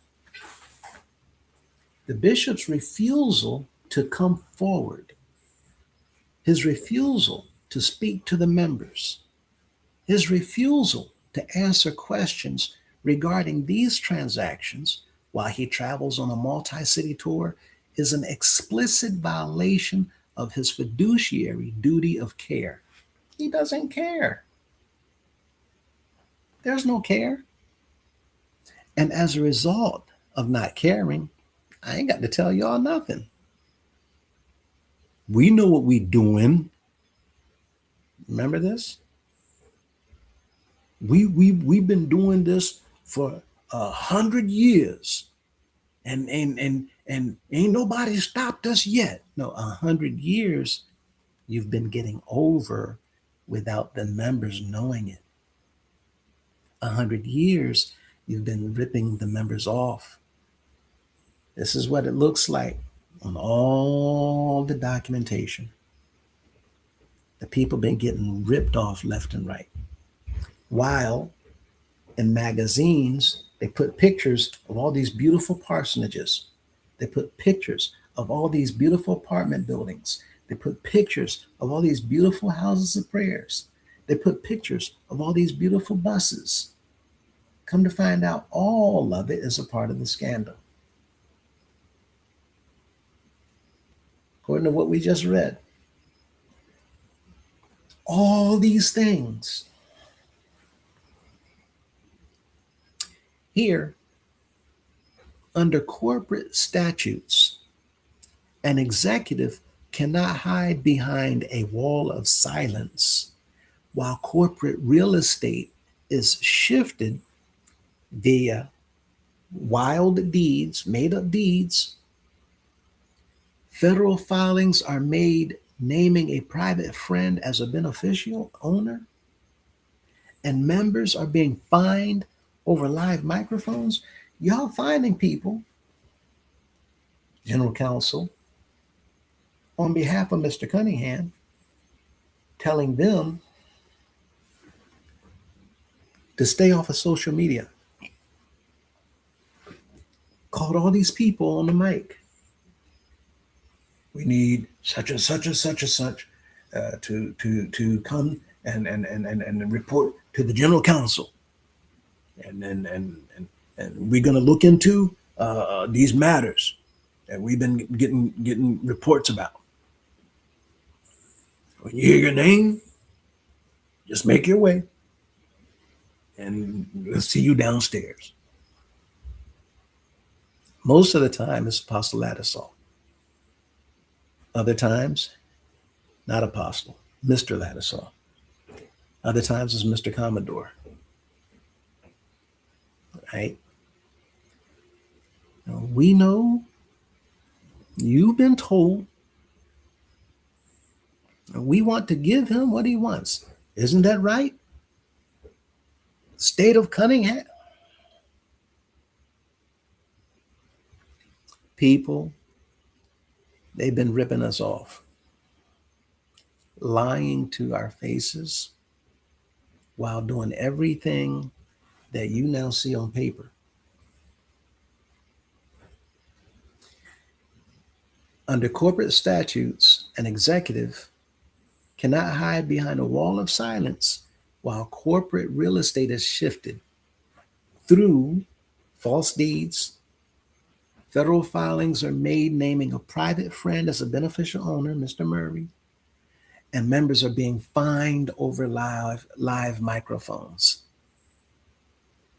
His ongoing silence and lack of availability demonstrate to a court that he is completely unfit to serve as chief executive officer under the organization's own incompetency standards, under the rules of the house of prayer, the rules that they put there to deceive the people. AI says, according to your own constitution, he's not fit. Your constitution says it. And this is why he needs to make sure Mr. Murray, Mr. Jones, and that council. Matter of fact, I'm not going to get it. I was going to go and grab one of the magazines. It's got pictures of the bishop walking in a parade. Have you ever noticed why it is that the bishop does not have immediately behind him all of the security groups? Around him, directly around him in the magazines, you'll see maybe four uniform security. Most of the time it's Royal Guards. Now you see Mr. Cunningham walking. You got 15, 16, 18 men around him. Then there's the council. Then there's security detail, right? In uniform. And then there's more people. But you used to have the CEO, 1, 2, 3, 4 Royal Guards, and then the councilman would be right behind him. And then you see the Royal Guards marching right behind them. That's because the organization is not set up for security to be up in the front. Security wearing uniform, no. You don't be up in the front. You don't get up in front of the general counsel. Why is that? Because members, I've been trying to say all along that a great deal, a whole lot of the guards do not know what's going on. A lot of them don't know what's going on. Some, yes, but not a lot. Not a lot. Some of these men are just as aloof as we were when we were indoctrinated. They did not know. They did not know any better. And they thoroughly believed in what they were doing. And some of these men believed that they're going to have to lay down their lives, right, on behalf of the bishop, and they're going to make their way in that way. No, this whole thing is a lie. The whole thing is a sham. It looks like, according to all this data we're looking at, and other people are going to confirm this and conclude what they're going to conclude if I'm not mistaken, if I'm accurate, then they're going to verify what I'm telling you. AI, it looks like exactly what we've been talking about. Now, I'm just giving my opinions, but AI is confirming a whole lot of things I've been saying. Now, look at this last part again in the blue. His ongoing silence. He won't talk about none of this. None of it. His lack of availability. You can't get a meeting with him. You can't get him on the phone. You can't sit him. Everything is secret, secret, secret, secret. His lack of availability demonstrate to a court he is completely, completely, completely unfit to serve as chief executive officer. He's not doing nothing for the people, not doing nothing for the members. He's not even making completely unfit. Now, let's look at this next slide. Now, again, I'm just showing you. Now, what does this mean for future orders? Because the entire administrative structure, from the pre-printed constitutional amendments, already printed, that's how we know that that was a fabrication, that was a lie, right? It was a same thing, just a scam, just a show. Because the entire administrative structure, the whole structure, from the pre-printed constitutional amendments to the rigged General Assembly secretary votes, is built on corporate fraud. AI. Corporate fraud. Every new rule or order the bishop issues is legally voidable, voided out, has no weight, no authority whatsoever. Legally, it's void. You don't have to pay it no mind. The members are under no legal or corporate obligation to blindly follow orders designed to cover up real estate self-dealing. The fact that this extreme rule was rushed out just 2 weeks ago proves that the leadership's panic is reaching a peak. I'm trying to tell y'all, panicking, scared, terrified. Even other councilmen, they don't know what to do. These men are terrified because they know what's coming. They recognize that the truth about their deceitful misconduct, secret backdoor meetings, and undying loyalty to the fraudulent bishop is spreading through the congregations, and they are desperately trying to build a wall to protect the CEO from exposure. There it is in a nutshell. This is what the council's doing. They're doing everything to protect him. That's why it's, y'all used to hear so much about Mr. Cunningham, with this fake scoop wave, right? I don't know. But all of this stuff,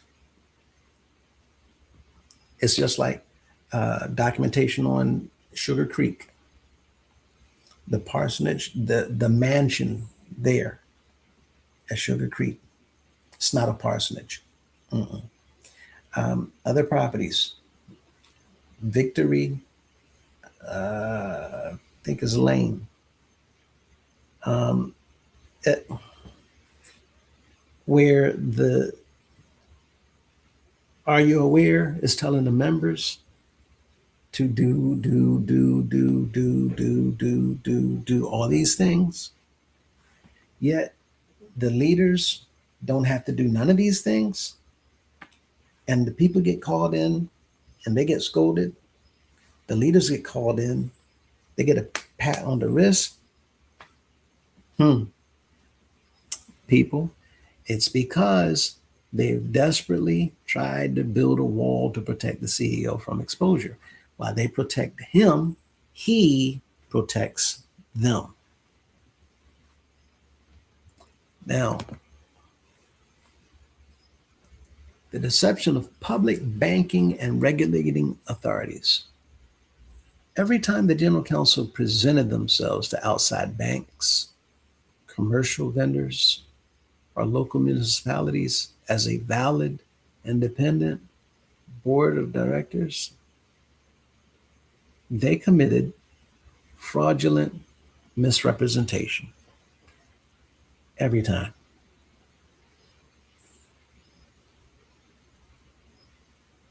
Mm-mm. Here we have in the blue highlighted, they signed resolutions giving the impression that a legitimate corporate body voted to approve these $10 property transfers, proving that they simultaneously rigged the General Assembly secretary elections to act as a gatekeeper against member complaints, proves a coordinated scheme to deceive federal regulators, title companies, and local tax assessors. Been saying, people, members, trouble is coming for these individuals, and they can feel it. Direct exposure to criminal conspiracy charges because the CEO.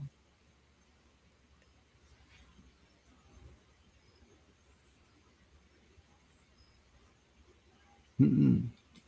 Now, look, under number 4, because the CEO used an outside partner to file a wild deed on property the church already owned, the entire scheme moves into criminal territory. Since the general counsel manufactured the underlying resolution that allowed the CEO to immediately transfer the laundered property to himself for $10, the councilmen are legally viewed as facilitators of a real estate fraud ring. In the eyes of certain people, signing corporate documents to help an executive launder land titles makes the board members, general counsel, co-conspirators to file false public records, which is a felony offense in multiple states. Summary for the members. The members of the General Council have spent decades protecting the bishop, but by doing so, they have legally trapped themselves.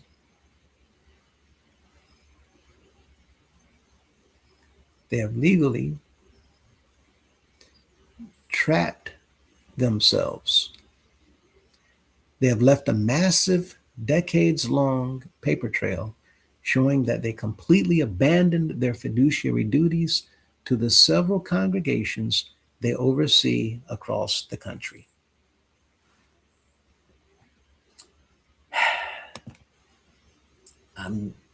Listen,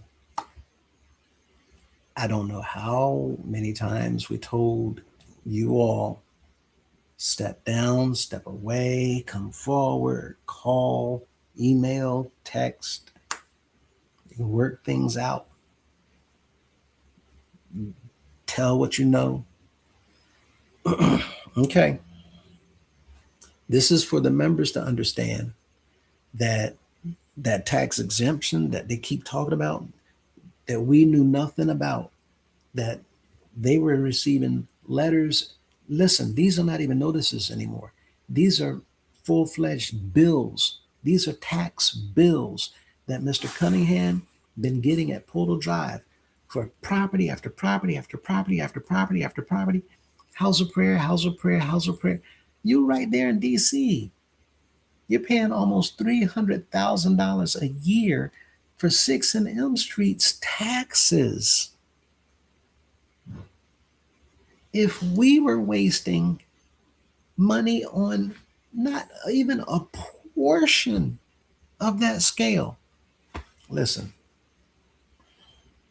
let me go ahead and finish up. Why the CEO is squeezing the pews. This New Jersey document, when combined with your Washington, D.C. tax roll discoveries, reveals the true reason behind the CEO's recent panic. The organization is facing a massive systemic cash flow crisis. Now, that doesn't mean that the organization, it doesn't mean that.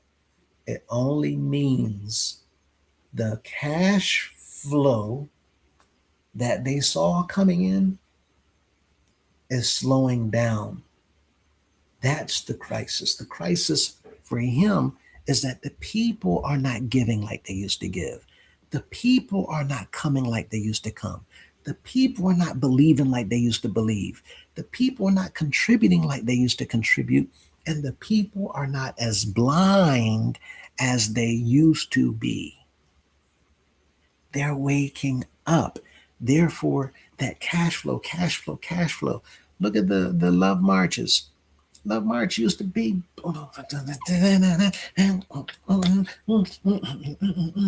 and people just enjoying themselves. And you got the ushers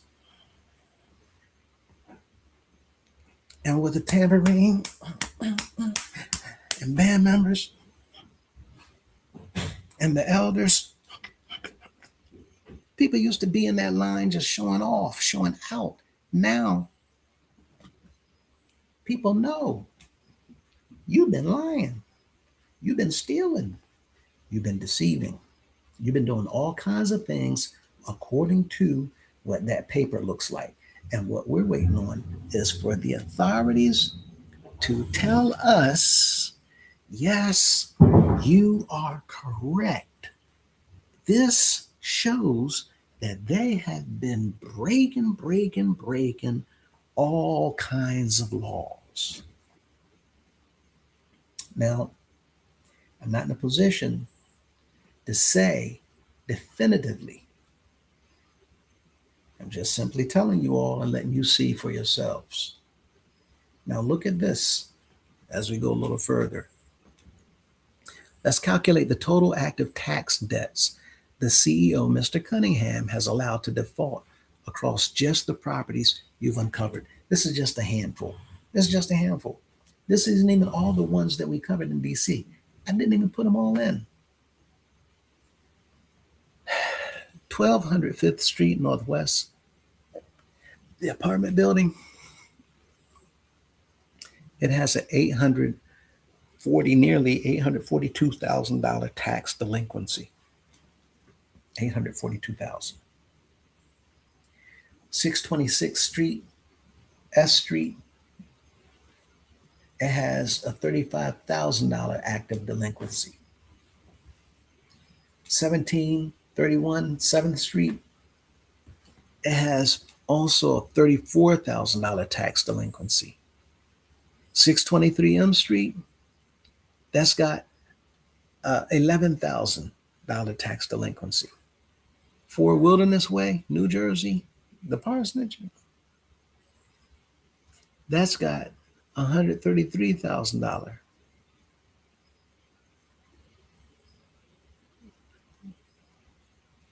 Now, the CEO in pink is running a commercial real estate operation that is bleeding well over $1,050,000 in total property tax liabilities per year. And we just not even skimming the surface. Not even the surface. There's so many documents that shows all kinds of transactions and what they've been doing that we knew nothing about. This is just the surface. This explains why he is traveling on an aggressive 12-city tour. Now, we know right now this is convocation. People might say, that's not why he done that. Man, that's full.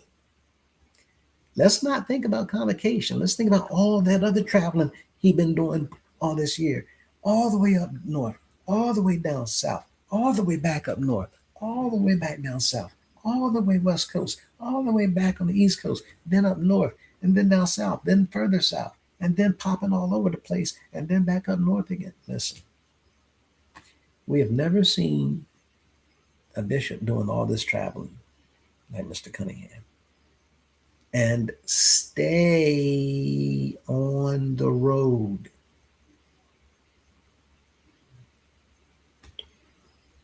We've never seen this, but we understand why.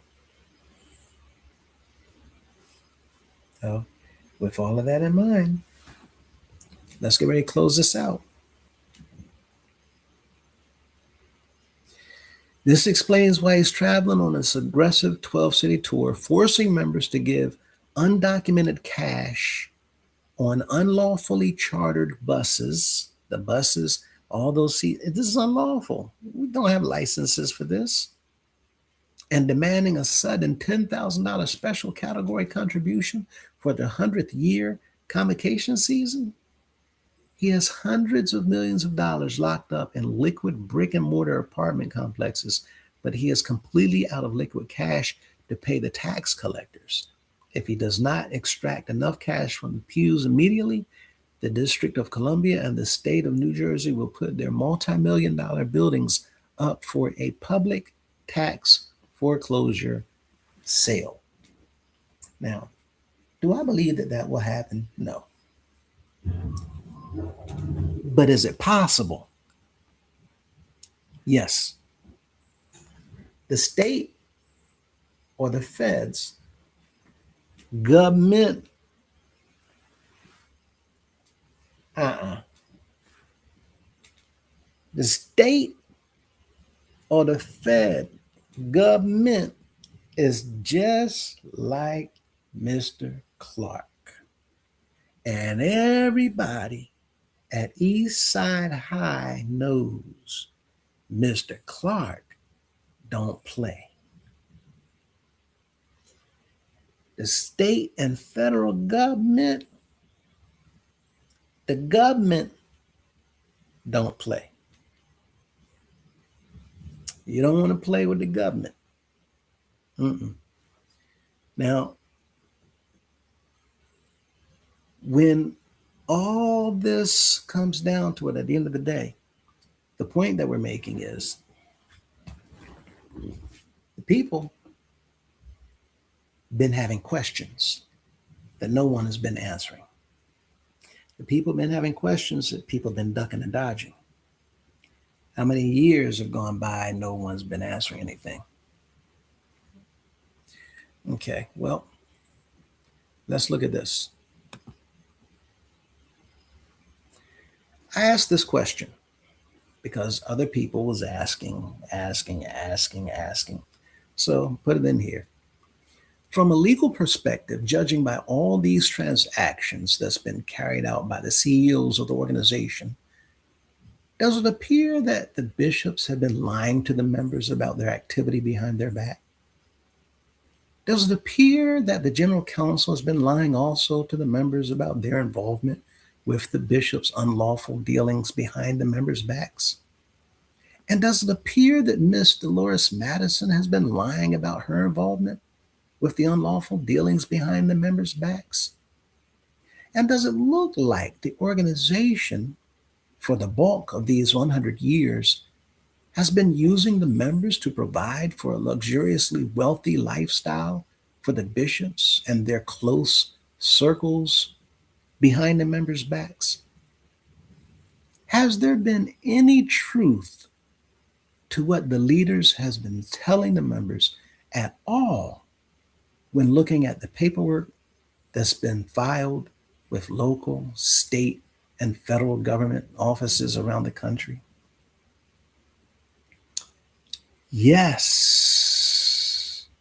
From a strict legal and corporate analysis, The public records establish continuous. Now, again, I redacted a little bit of this because I don't want to show certain things quite yet, but it shows a continuous betrayal of the membership.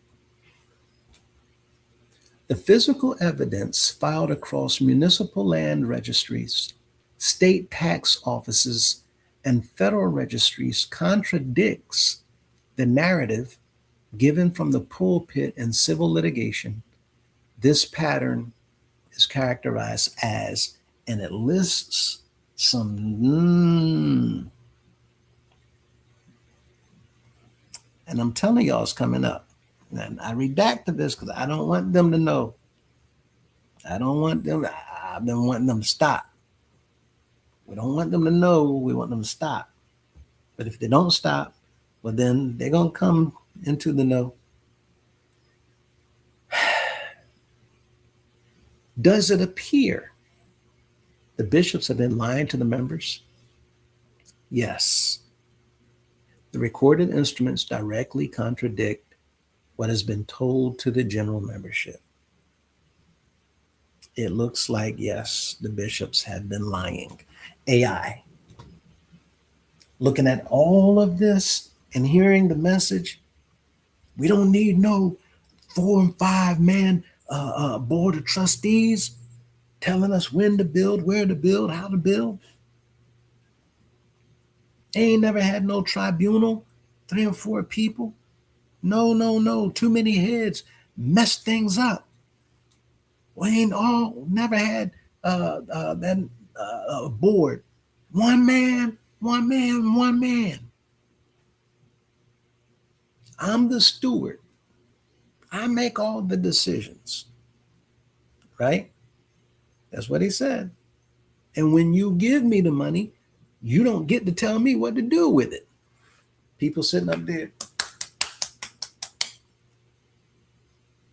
Yes, the people do. You don't have no right to take. I'm going to watch this. The pulpit representation. Members are told that financial contributions strictly support a wholly nonprofit church mission and protect the physical sanctuaries. Thank you for your love. I first want to say, for all of you who gave and who continue to give, thank you too for your many sacrifices, helping us to spread this doctrine and build this great kingdom. Lies.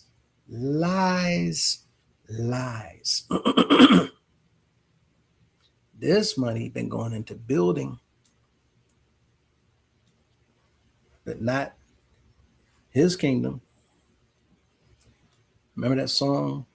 You've been building your kingdom all over this land. Oh, Satan, we're going to tear your kingdom down. Building everywhere.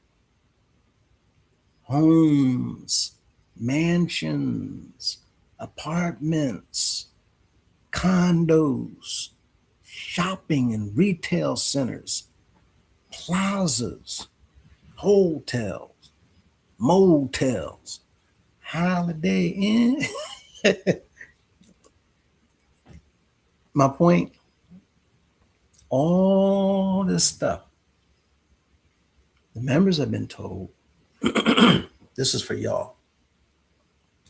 When we are seeing now, through the use of documents and paperwork that we knew nothing about, that you're signing over to yourself, and even the numbers match up, even though we know the numbers are fake, for the organization to have $529 million worth of property, 524 pieces of property, And then for Mr. Cunningham, well, your portfolio is $529 million in your bank account, 524 pieces of properties that you're the owner of. And then Mr. Madison, $529 million in his profile, in his bank account, 524 properties that he owns. And Mr. Bailey, 529 million. How you have all of these different bishops, stuff is still in their name. All of them have the same portfolio, the same number of properties that they own, the same amount of money in their bank account, their net worth as the organization itself. All of them have the same numbers.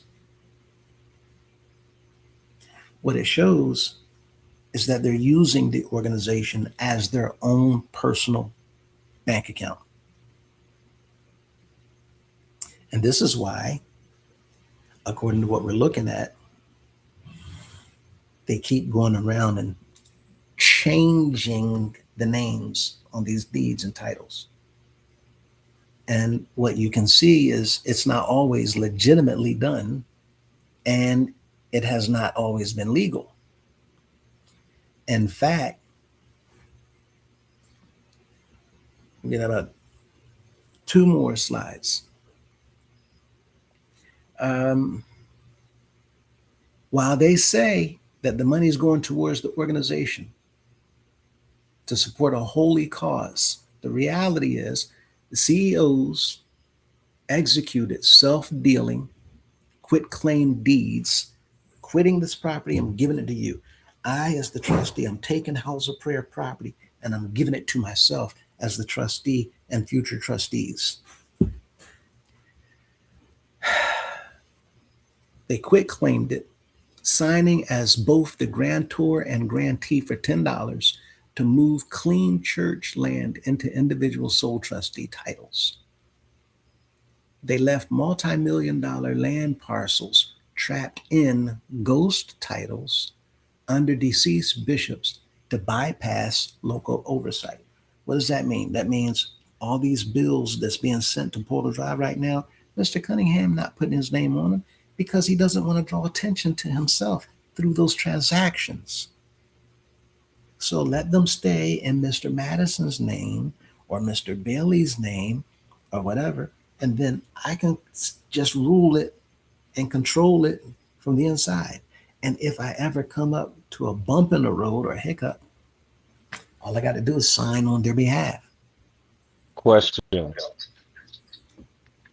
Are the names that you mentioned, could they potentially be some of the successor trustees? I don't know why that just popped in mind, but that's a question I have for me. All of them are under successor trustees, but it's a different bishop in front of successor trustees. So in paperwork, according to the law, if one letter changes, then it's a different entity. If one punctuation mark changes, it's an entirely different entity. So this is why we Mhm. see, in fact, I think I will do another one, but we keep seeing, no, I don't need to. The resolution where the general counsel drew up, where it actually claims and confesses that the organization has historically used variations of its name, right? Where the organization has used historically variations of its name.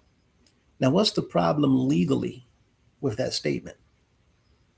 Well, The why so many organization, go ahead. variations? And then it also allows them to go after other organizations that use the name to try to, you know, steal, seemingly steal properties from people. Looking at some of the court documents that I saw with like Grace Memorial House of Prayer, that broke away from the House of Prayer years ago, you know. Let me turn this thing off. Right.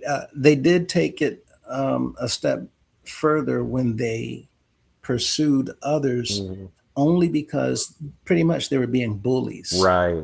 They knew the size of the organization that is at the United House of Prayer and how deep the money pit Right. goes versus those other little teeny tiny Mm-hmm. organizations, right? You just have maybe 82 Mm-hmm. members and you might have $7.4 million in the bank because of other investments. Well, they know that they can eat them up.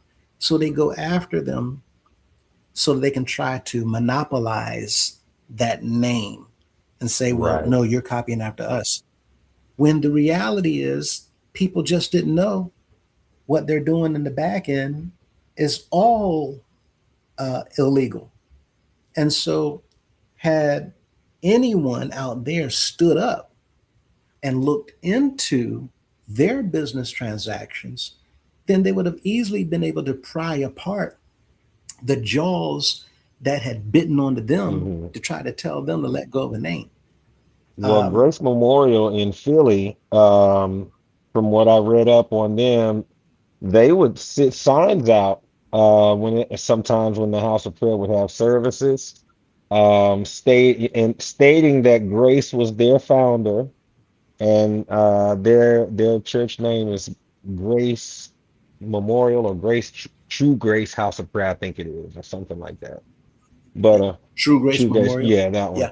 But I just thought that was just, I don't know, that was their way to kind of like stick it to them a little bit, like, because I mean that would probably bring confusion to the members. Like, wait a minute, why do they have a picture of Grace? Why are they saying they're the true House of Prayer? What's going on? So, Had they simply stood up and that again, the leaders here, they just know that people are going to bow out. They yeah. know that they cannot hang, right, with them in court Hmm. because they know they're going to run out of Hmm. money. Hmm. Um, and the problem has been that the leadership here has used the money as a weapon because they know the money's piling up like crazy simply because they're not using the money for Hmm. anything that has anything to do with the charity. Right. So when you have money coming in and you're soliciting funds and you're doing all these things, but that money's not going out Hmm. to anything at all whatsoever, well, it's just going to continue to pile up. And then with compound interest, that's going to continue to pile up. And so what has happened was they have put themselves in a position where it's pretty unique. There's so much that their back is against the wall because now you can't cover it up and you can't hide all of this activity. You can't hide all this money. So you had to create different ways to launder it. And in creating ways to launder the money, you got to create ways to launder your laundering service. You got to clean that. Um, and it turns out that this is just a small uh, revelation of what they've been doing. When we're talking about these deeds and how they're taking the deeds, and as a trustee, I'm going to sign as a trustee to sell it, and I'm going to sign as a trustee to receive it. That's called self dealing. And Hmm. our biggest problem is we don't understand law, and their biggest problem is they did not have real representation involved in the setup of the organization. So from the jump, everything in here was written by the founder. Well, anybody who knows anything about business will tell you if that's the case, well, you probably want to take that paperwork and those booklets and those manuals and those policies and run it to a law office somewhere so that they can confirm for you whether or not you can enforce those things onto those people. You cannot encroach. Listen, You can't make people do something that they did not agree to, and you can't make people do something that the law says you can't force them to do. But in here, it's all the time. They're forcing people to do things that they didn't agree to, and they're forcing people to do things that the law says you can't force them to do. And some of the things they're forcing them to do is also illegal. So we're seeing this now in those smaller places like uh, True Grace Memorial, um, and other institutions. I'm sure they're sitting back and they're looking at all of this and they're itching for this to be over because it's been a long time coming.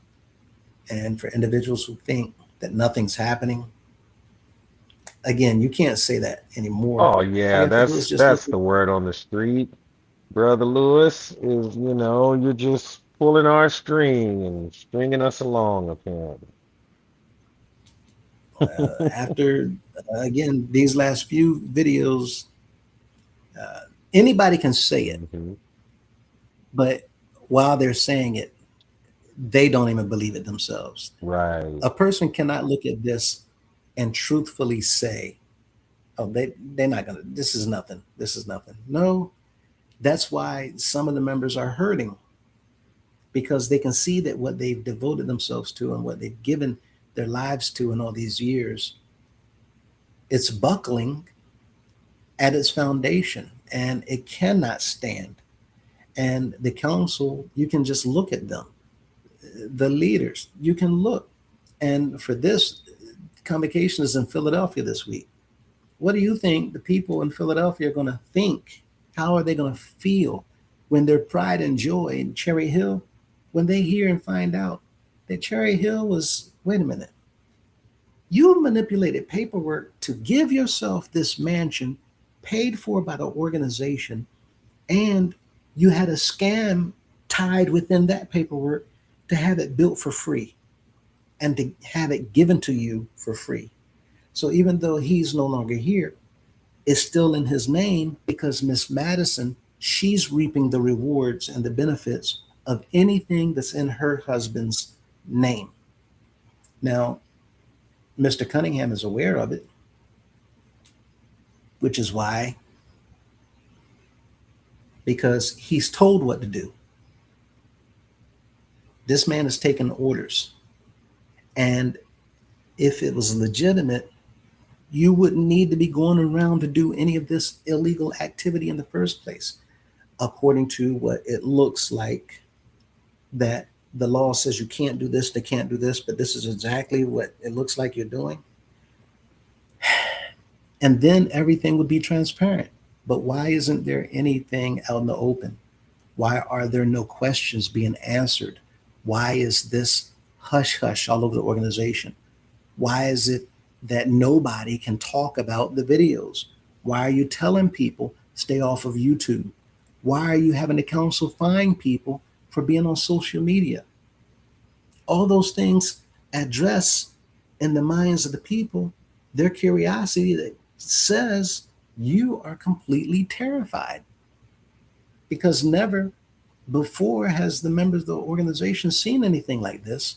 We're literally picking apart the Constitution, the Are You Aware, the auxiliary bylaws, the Supreme laws to show you they're jam packed with all kinds of things that the land says you can't do this, you can't do that. And we've demonstrated so much. And so many people around the organization, they've sat back and just waiting. But now when Philadelphia find out that Cherry Hill, wait a minute, you gave yourself that. But at the same token, like Mr. Cunningham, $26 million you spent on Washington apartments, and now we're paying $880,000 in taxes for this. Would you call that a wise businessman? Someone who's costing millions of dollars in liability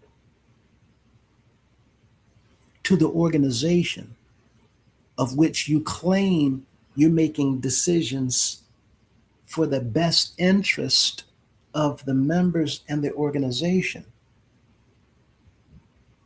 I haven't touched the surface. I can show you all liens where the house of prayer have been taken to court and people put liens against the houses of prayers, against properties all over the place. And judgments were issued, and the bishops had to pay it, had to pay for those judgments. They had to pay these fines. And we're talking about hundreds and hundreds of thousands of dollars. And I'm talking about just the surface. Just the surface. $30,000 fine here, $76,000 fine here, $135,000 fine over here. We just saw a tax document tonight where $68,000 just in penalties and interest because it was late. You hadn't paid it yet. And you want the members to believe you, one man, you're on top of this? You can run this organization by yourself. You don't need no help. You don't need nobody making decisions, helping you at all. The law says you can't do that. But you're trying to prove the law wrong. But at the same time, while you're trying to prove the law wrong, you're hiding from the law while traveling around and trying to get paperwork to cover up other paperwork. And now these things are being uncovered in each and every single case. Each and every one means additional laws being broken. That comes with additional penalties all over the place. I can't even tell you all how many forms I have, documents I have. And it's just the surface. We're talking about right now over 800 and some documents with all kinds of things in it to verify and confirm all kinds of activities that nobody knew about whatsoever. From Miss Madison juggling things that nobody knew about. Mr. Cunningham following suit. Mr. Bailey, Mr. Madison, Mr. McCullough. Things that nobody knew about. It's all surfacing. And that's just contract law. We're not even talking about the other things that's happened. We're not even talking about the pedophilia. We're not talking about the molestation. We're not talking about the assaults. We're not talking about rape. And listen, I'm going to get to these last two slides. I had a dream 3 days ago.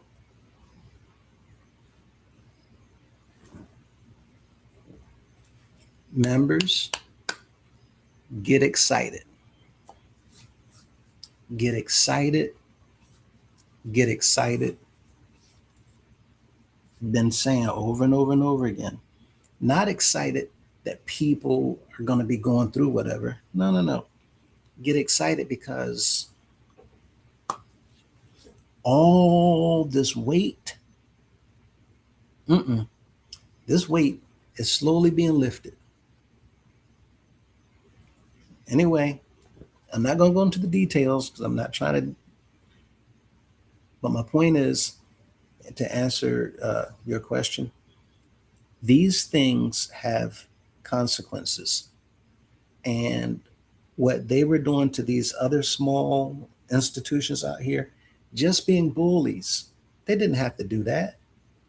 These are personal vendettas, people because of pride, wanting to take whatever out on That's So exactly how I anyway, the took it tables too. are being, It looked that way yeah, in the court transcripts, honestly. It really did. yeah, and the tables are being turned. Hmm. I mean, how are you going to be you this great big? It's like the pastor of Huntersville, Mr. Rodney, Damian Rodney. Hmm. He gave a speech about me when he was in North Carolina, um, talking about David only needed one stone to slay the giant. How am I the giant Yeah. in this scenario? How, Hmm. how am I Hmm. the giant? Yeah. Right? Oh, you need to understand. It's not me. It's the one up there. Hmm. So anyway, these men, one of them spoke in Buffalo, I think, um, and he used an analogy. Uh, Same thing, made it as if I'm this almighty. No, no. And Mr. Cunningham started it, telling people you don't have nothing to worry about. If I'm not worried, y'all don't need to worry. No, Mr. Cunningham is He is worrying. worried. Lord, his stress is through the roof. I don't know how he get no sleep, if he even is. You can see it. And so Mhm. we're, I only I'm sharing this again so that those diehard members who keep talking about evidence, evidence, I don't see no, okay. Well, now you know that even the parsonages that uh, you all thought, just like me, we've been building for the bishops whenever they're, but it didn't make sense. Why is it that the members get a 700 square foot room or maybe 1,000 square feet, 3 bedroom and a bathroom, but it's not That's maintained? if you Uh, lucky. I mean, you see what I'm saying? Even worse conditions, right? Mhm. Especially the seniors. Y'all have no idea what the seniors are going through. No idea. And if you did,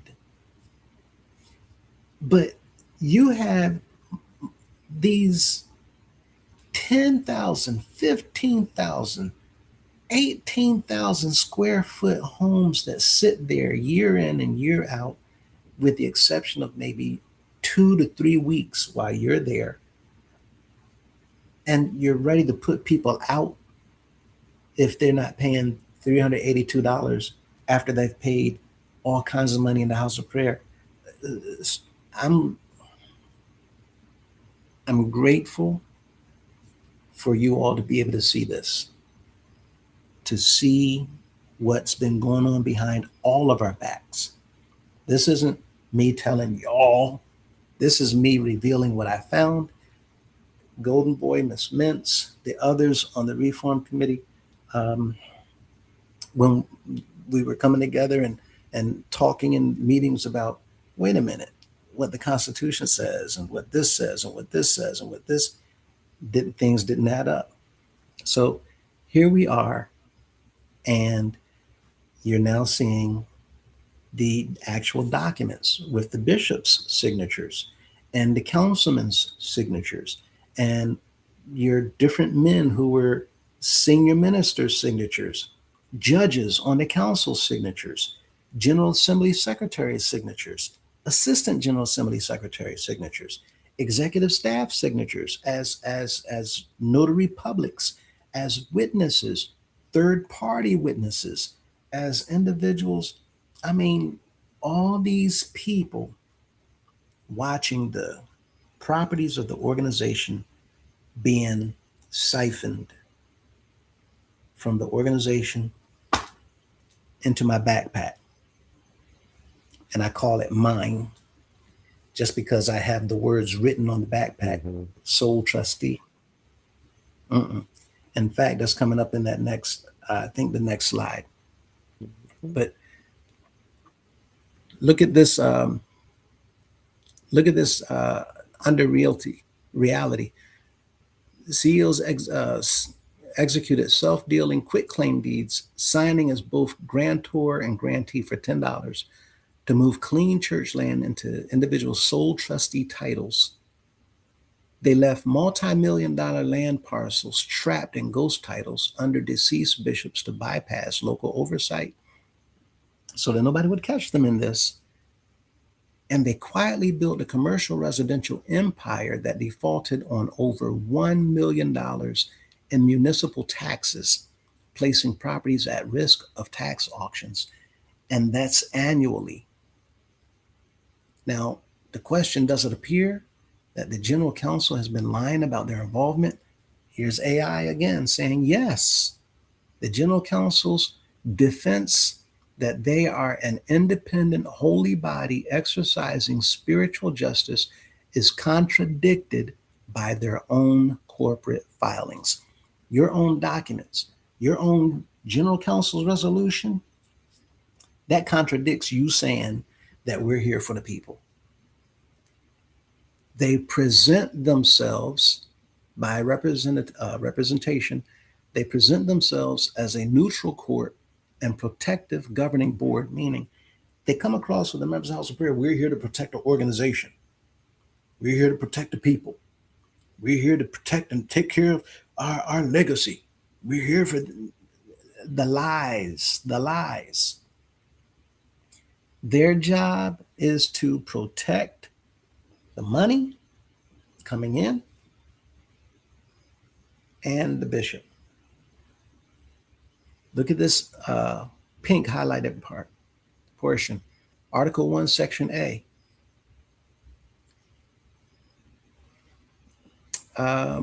Explicitly reveals their structured duty is to protect the work and the leader, the bishop, not the members or charitable assets. They operated as a ghost board. They did everything like they are a board of directors, knowing that they're not. They operated as a ghost board, rubber stamping whatever paperwork he put in front of them. You have our approval as the general counsel, and we're operating on behalf of all the members of the organization, right? Every single, whatever he wanted, stamp, stamp, stamp, authorizing it. Manufactured resolutions to provide the legal paperwork needed to move church sites. And T90.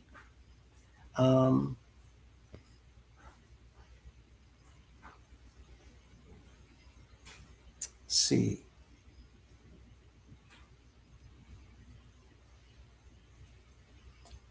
To move church titles. They facilitated rigged elections to place insiders into the General Assembly secretary seats, locking down the member complaint system. So you can't get a complaint in, you can't do anything because the general counsel is controlling everything around the General Assembly, from the doors to get in to those who are allowed, from whoever's speaking, right? All of those things are controlled. The council acted as a captive enforcement arm to shield executive misconduct from external regulators and member discovery. Anybody that come forward to show or reveal a problem with the bishop, you're going to have to deal with the council. And they're there to literally spin you so that whatever you do does not work, while they do everything they can to defend him. Now, here,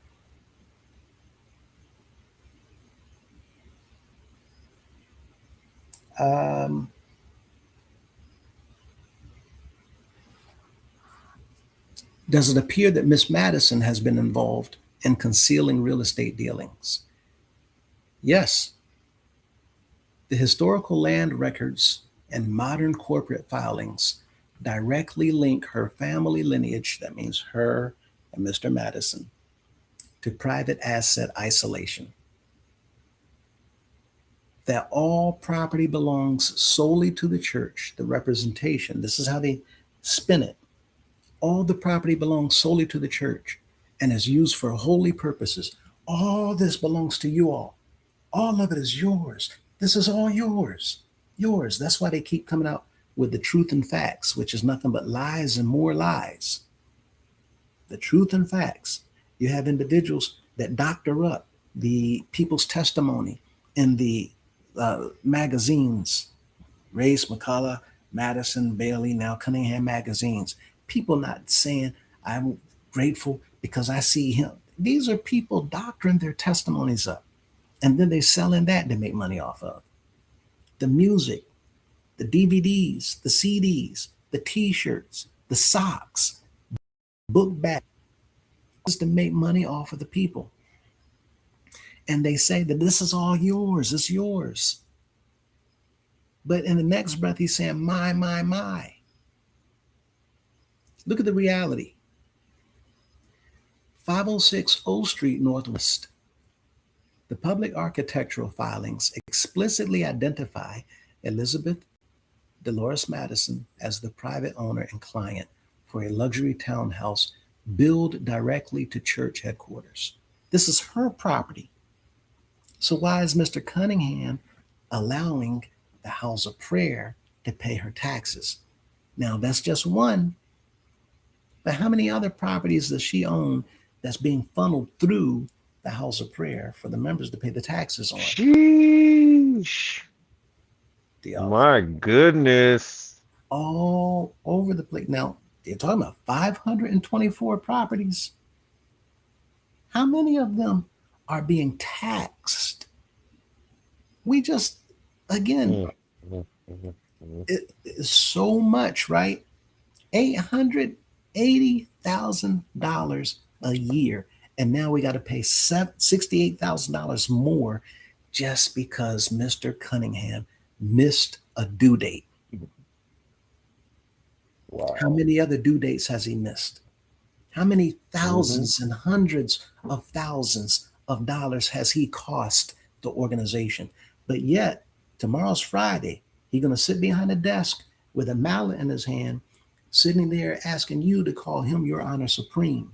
While throughout the entire week, they got men on the council like Mr. Commodore, a judge, Mr. Jimmy Jones, a judge, Mr. Barksdale, a judge, Mr. Gibbs, a judge. How you have all these men that's lying and deceiving and stealing and doing all these things, but you putting them up above people as judges to judge them while they breaking all kinds of laws.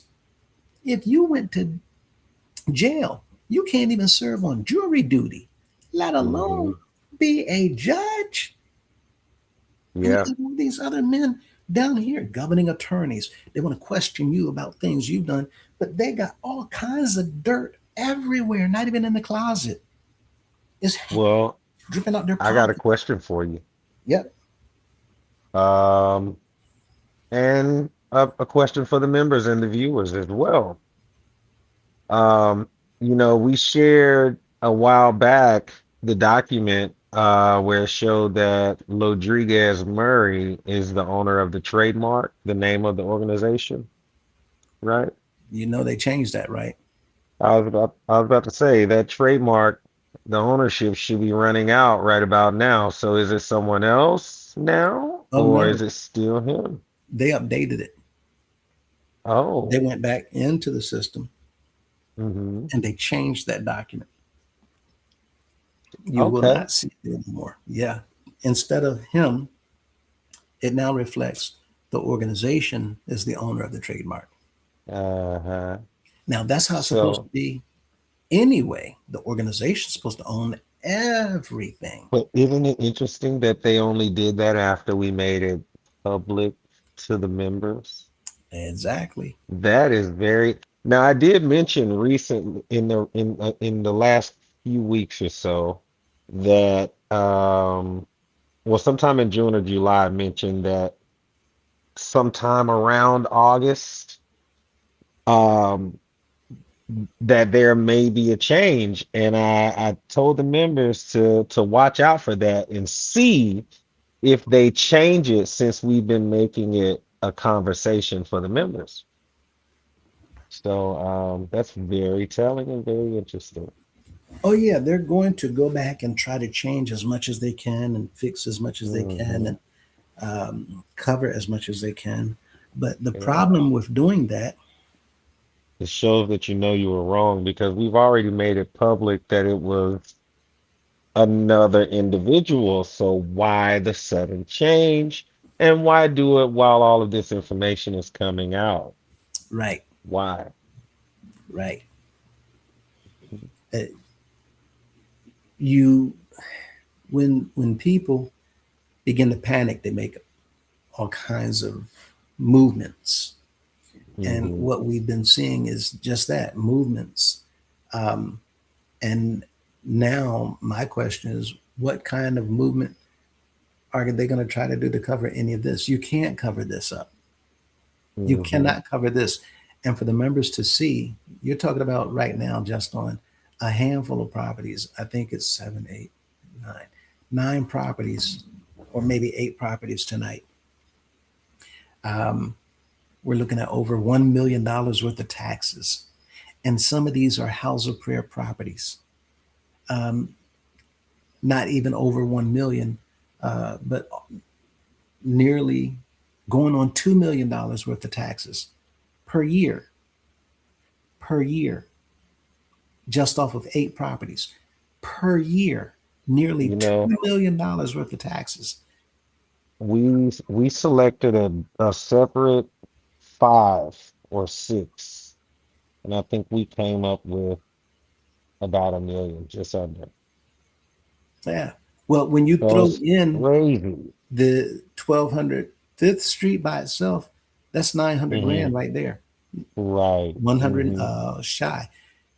601 Elm Street, that's 280,000 per year, right? Hmm.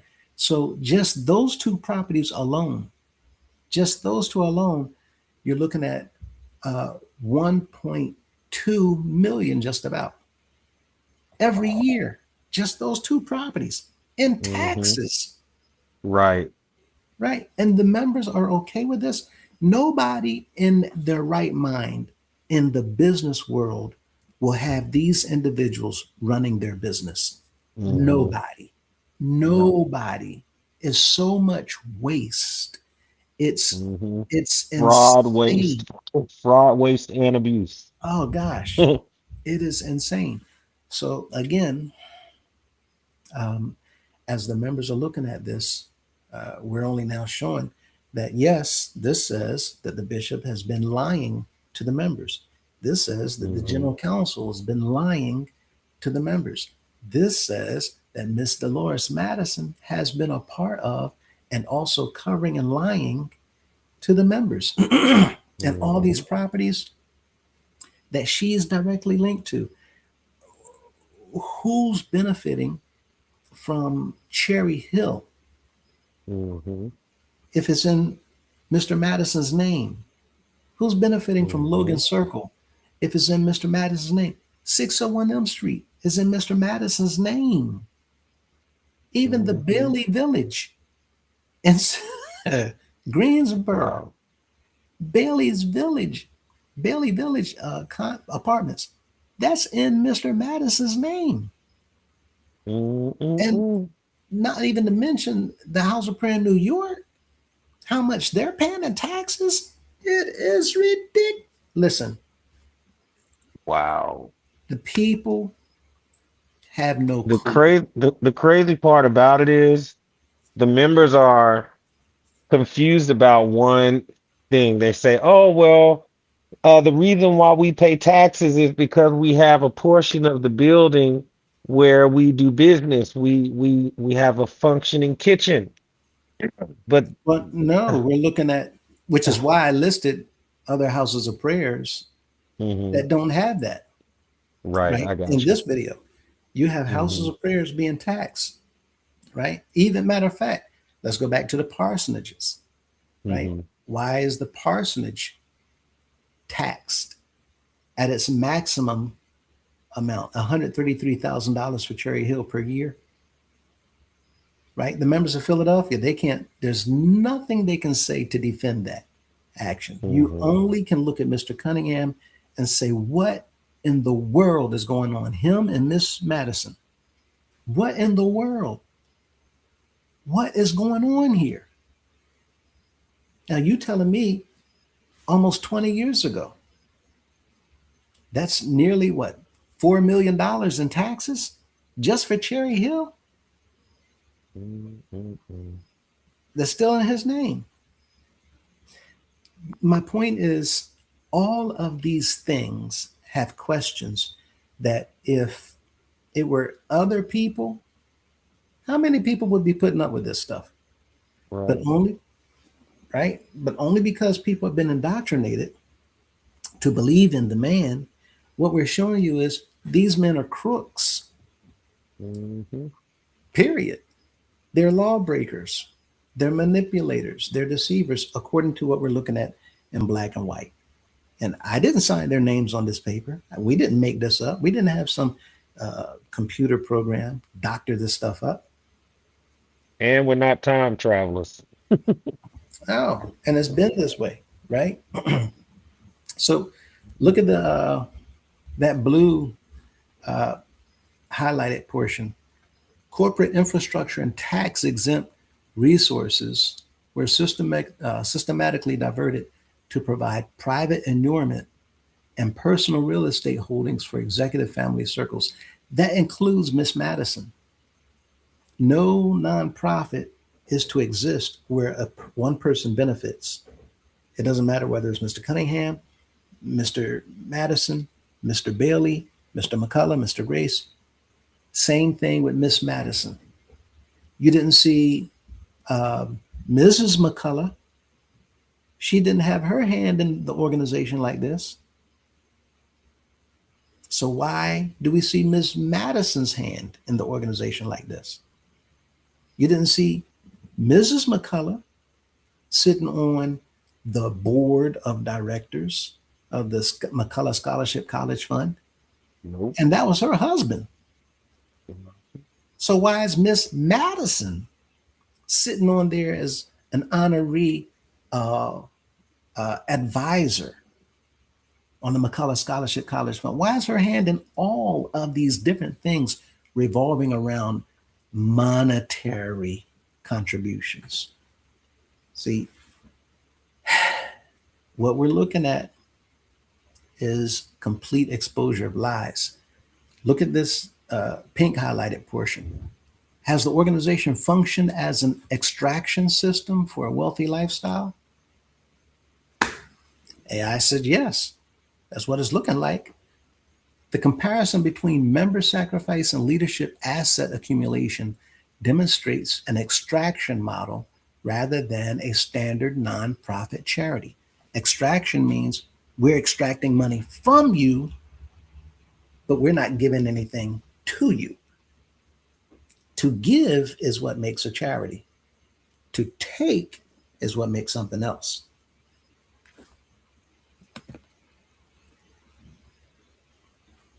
Now, this is the last slide. And look at what this says. Has there been any truth to what leaders have told members? And AI says very little to none. Regarding corporate governance, very little to none. Property titles or finances, very little truth to none. That's not good. This is horribly, horribly bad. That the organization has been told very little truth to none. If not that much, a little bit is the maximum amount of truth AI is saying that we've been told. The little bit is the max. A little bit to none, meaning either you've been just told a little bit of truth or you've been lied to about everything. The public records reveal a continuous dual system. What the members were told versus what the documents prove. You were told you don't need to see the books. Everything is righteous. Everything is good. One man. I make all the decisions. One man. But the document says hundreds of thousands in unpaid municipal taxes and commercial liens means that the books need to be checked. When you balance your checkbook, and Looks like it's too much for one man, honestly. I mean, the law says it's not even supposed to be at all. Hmm. Because, I mean, Mr. Cunningham, you called yourself a chief executive officer and a chief financial officer. Both of those two titles you They typically can't don't go serve. together. He doesn't even have a clue what a chief executive officer is, let alone a chief financial officer. Mr. Hmm. Cunningham, none of these men, they don't have no background with no And understanding finances, of yeah. these positions. Hmm. And the first thing that you should do is hire a consultant so that you can have Hmm. experts come in and show you, teach you, walk you through. This is what we're talking about doing. People coming in to guide us how to do this according to the law of the land, to make sure that Hmm. we're right. And you keep them hired until you learn it, That's it. period. There's professionals, there's retired experts of their field. You can go online right now and they will train you for free, Hmm. just to keep on doing what they love to do without charging you a dime. Hmm. And we have executive officers that have no clue. They just wearing a title. Yes, I'm the CEO. Oh, here, fill in. I'm a CFO as well.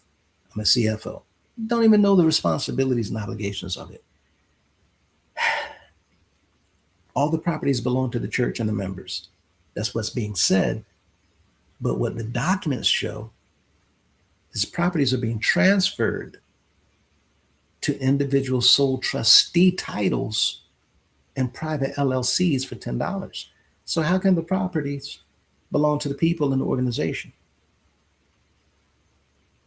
These are lies. The general counsel, what's told to the people, is an independent court for the Most High. We're here to resolve issues and problems. Come and see us so we can look into this matter. That the general counsel, according to this, is the biggest group of liars in here, only second to the executive staff. Only second to the executive staff. The staff that works around them, Portal Drive, the management, traveling with, mm-mm. They're in on all of these things being done to deceive, manipulate, and trick the people. While they say that, what the records indicate is there's a captive board legally mandated to protect the bishop from being challenged. The council's job is to make sure that no one challenges the bishop. They sit up front to defend him, protect him. That's what I was talking about in the parades. You don't see security right behind the bishop. You see the council right behind him when he's walking or driving. The council's right there. Why? Because they are his protection. There's letters where Mr. Madison wrote, "The council is there to protect me," as written in the supreme laws. Next comes the security group. The security, a lot of them don't know what's going on, but the council, they know what's going on because they're the ones involved. They're involved in all of the land grabs. They're involved in all this manipulation. But security, not a lot of the security are aware of what's going on. We've been told there's lies for the gospel. How is this humble when you're going from city to city to city to city to city? And then you tell the pastors and the chairmen and the members of these states that their responsibility is to take care of those mansions. And then pastors are held accountable. But you sitting in headquarters over all this money, and you won't replace an AC unit in a Mhm. house of prayer. You won't fix a heating uh, issue, A water. leak over Yeah, the mountain. uh, Um, Charlotte Mission. I think the Mother House in Charlotte. There's a handful of houses right off the tip of my head people complain about where they can smell the feces. sewage, yeah. Hmm. Just walking in, you Absolutely. smell it. This has been for years. We can't get this fixed. But while he's traveling and Mm-mm-mm. telling the people to give, give, give, give, give, give, give, come on, y'all. Well, someone else pointed out to me today, they said, why doesn't a house like Miami have a bus with all of the money that's raised, and the people don't see that we already have it for a bus, but they say, something to the effect of, oh, if Miami does this, then we'll get them a bus, when really in actuality, they should have just got them a bus. And that's the problem, right? Because the people always have to do something before something is done for the people. Hmm. But all of the money is coming because of the people. Right. And this is the issue because the law says that the purpose is to establish, erect, and maintain. But Hmm. what is being maintained inside the organization? These houses Hmm. are falling apart, right? I mean, I talked about the pools. Mr. Cunningham said last year he wanted to have the pools up and running and see about baptizing in the pool. That's why I tell people that last year, y'all believe this? This isn't to stop. The lies is just to excite you. It's to keep you looking Hmm. further and further ahead of what's coming. Well, they said that they're gonna. He said he said, and that's what it's designed for, just to keep you going to the next stop and the next stop and the next stop, taking all your hard-earned money and you still going without. Well, speaking of which, before you hop off at the end, once you're done with this slide, could you play that 40-second clip of Brandon Foster and those red bottoms? Yeah. Go ahead and get it ready for me. Let me go over this Oh last no, part. it's ready. It's ready. No, go ahead. I'm just talking about Okay. when you're done. Sorry. And then we'll look at the comments also. But they Hmm. also say if you look into gray, you have an internal voice in the assembly. Your voice is in the house of prayer. Everybody got a voice. Your voice is in the general assembly. That's where the people speak. Mm-mm, mm-mm. The documents prove that you have pre-printed constitutional amendments and an outlawing of all member appeals. You can't appeal. You can't say anything. You can't do anything unless they approve it. And with these constitutions being pre-printed, that goes to show you that the people have no voice, no say so whatsoever. The entire organization has been turned completely upside down on its head. And we're just sitting here right now kicking and screaming while they continue to take money out of the members' pockets and do with it whatsoever they will. And that is the Hmm. reality, right? And that is the last um, slide. And you want to go ahead and get that ready?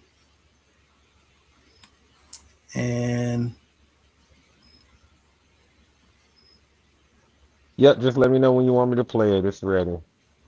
okay, and go ahead. All right, here we are. Look at this fool. Look at this foolishness. Foolishness.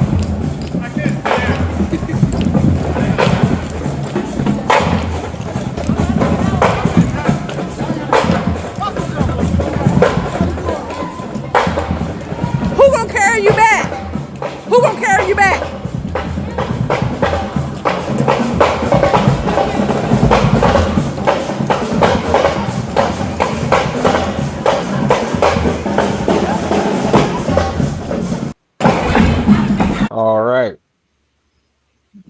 So, and just to kind of give proper context, the member wasn't calling Mr. Foster foolish. I think what she was just making reference to, because I think he may be ill or something with cancer. So I think she may have been saying it, foolishness for him to have been out there, maybe. But she was not actually speaking against the organization at all. So just wanted to make sure I give proper context there. Okay. So, Yeah, I've been told that he's been dealing with cancer for several years, yeah. um, and had a heck of a bout with it a while back. Hmm. Hmm. Whereas we don't um, want anybody to have to suffer with anything. Absolutely not. Uh, we're, looking at this, and a lot of people, shaking their heads at being out there. But this is the type of behavior that we know that they have to put on, Hmm. and they have to do it because they have to support whatever Mr. Cunningham puts on for the sake of getting the people to support it, Hmm. right? And we're talking about the same individual who did that 50 um, Addie's Club winners. And I'm not so sure whether they still had it or not, but that was the flyer that drew the attention of quite a few people. Hmm. Um, but it's sad that these types of things are still going on, ongoing. And we know, however, that it's simply being used as a distraction. Hmm. However, everybody stand by for standby. Um, with that said, did you have anything more before we went to the No, comments? no, I'll go back into the background. Appreciate you. Okay, doke. Um, Jamal says good evening. Dwayne says good evening. Love your enemies. Peace, everyone. Hello, hello, hello. Uh, the lies of him and her. Um, welcome, everyone. Please subscribe and hit that thumbs up button to show your support. Don't forget to set your notifications bell to stay updated. Email we stand for right 2024 at gmail.com. And thank you again. The lies of him and her. And let me say that I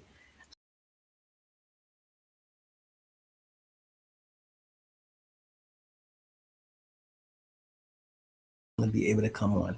So this is going to be happening a lot. There's a lot going on that you all don't know. You will know shortly. But anyway, Malachi says, good evening to everyone. And there's Kareen. Good Just evening. so that you know, you cut out on us, so we missed most of what you said right Okay. there. There's quite a bit going on.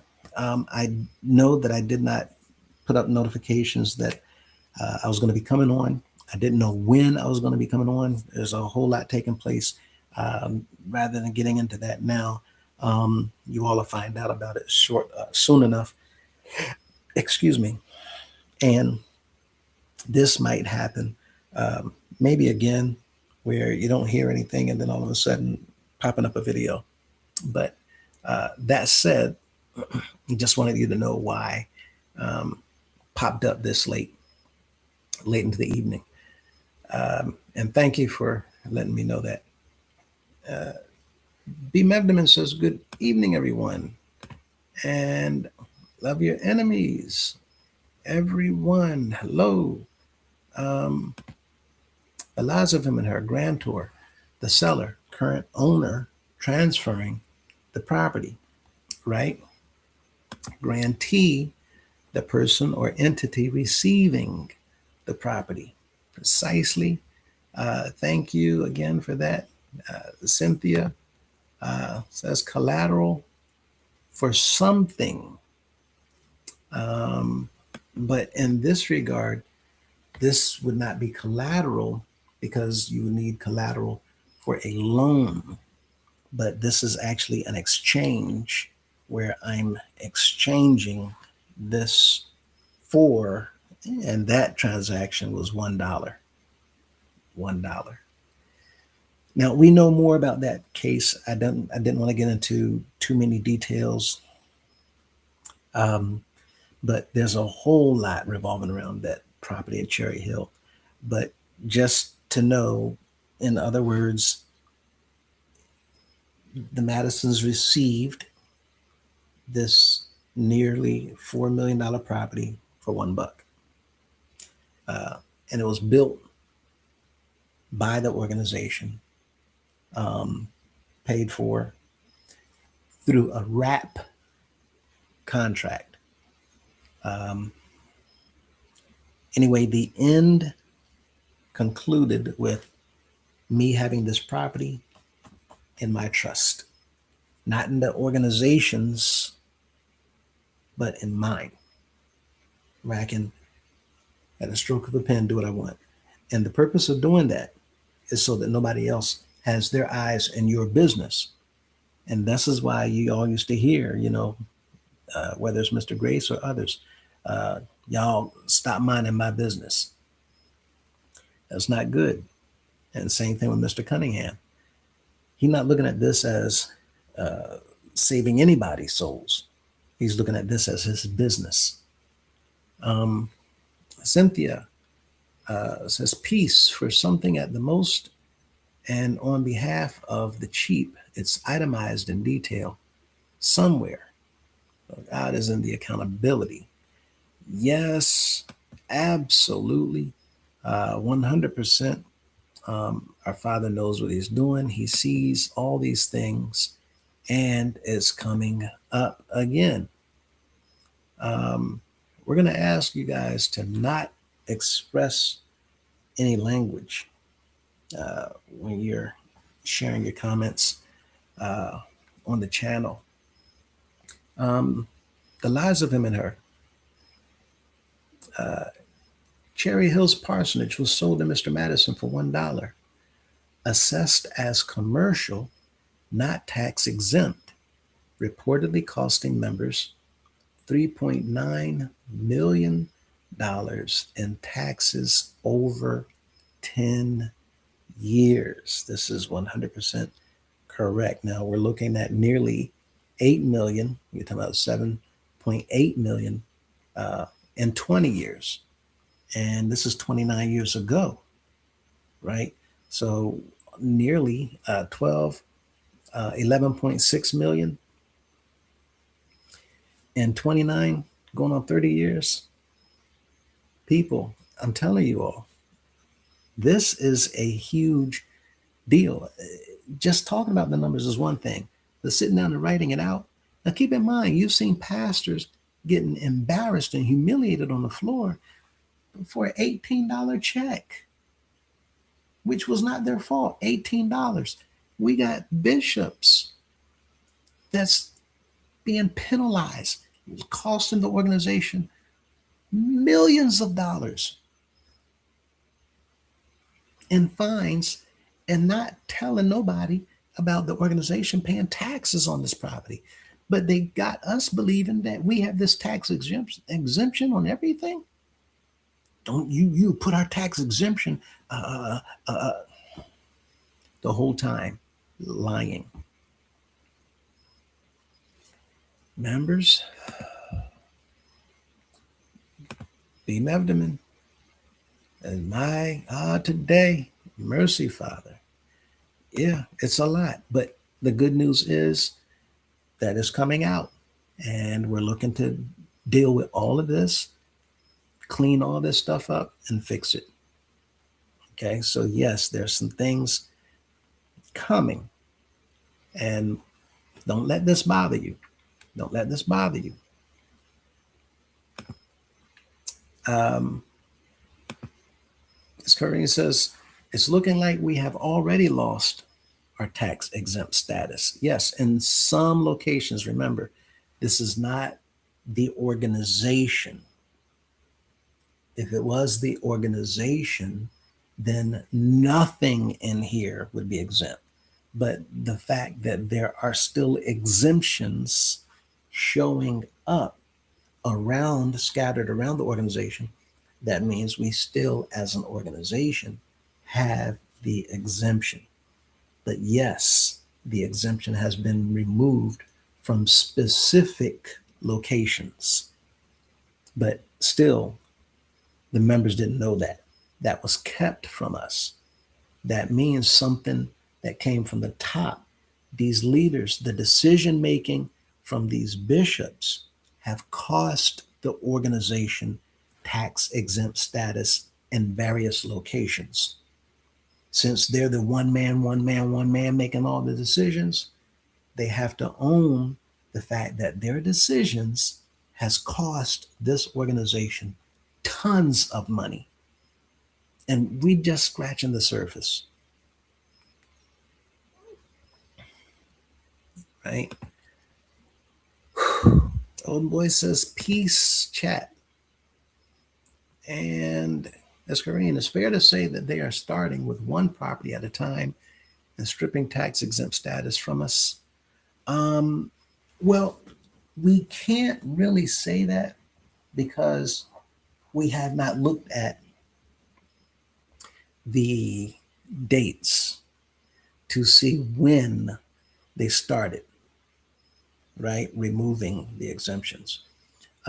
So we don't want anybody to jump to conclusions. And no matter what has happened, again, there are things that we can do, but we have to come together so that we can do those things, right? So by now, you should be seeing by now that the members really need one another, because the leaders, they've run for cover while still keeping the members doing. They're not doing anything for the organization. They're taking.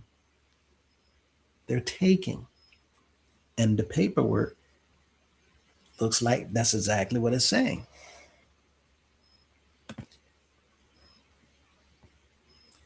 The lies of him and her.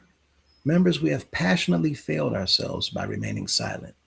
When will we finally speak up and demand answers? Yes, at this point in time, the only answers that we can demand is a date for a special assembly. No one wants to hear anything they have to say, right? Why? The only answers that I concur with the lies of him and her that we should be seeking is, did you hear our request for a special assembly? That is the only answer, period. There's no more questions. There's nothing we need to know. The only answer, we need our special assembly. Now, the people, when you all start standing up and quietly, peacefully speaking to a peaceful, or to a special assembly, when you all want that, then we can do something. Until the active members in there want that, until the active members stand to show the current leadership, we want a special assembly. There's no anything to talk about. There's nothing to talk about. There's no questions to be answered. There's nothing that we want to hear at all. You've done the damage. You've kept quiet about it. Now that we know, the only thing, special assembly. 30 days.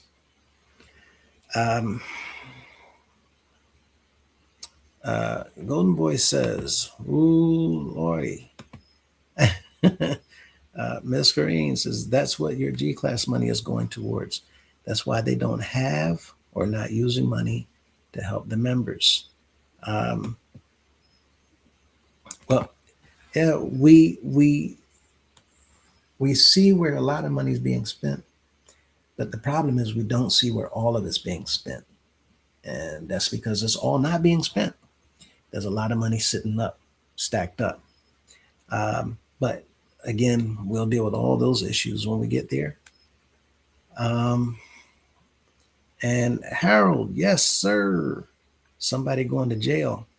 It's beginning to look a lot like conspiracy. Everywhere they go. Um, yeah, it's bad. It's bad. Latosha, Latasha says, "Good evening, everyone. Good evening to you as well. B. Meverman, the bishop's been robbing the members of the House of Prayer for years. No questions asked, no accountability." Right, right. I mean, we're seeing it for what it is. Um, I mean, there has to come a time when you've seen enough damage and there's no words. Nothing needs to be said, just action. Golden Boy says, "We have a 40-second clip of Brandon Foster marching in his red bottoms, already loaded."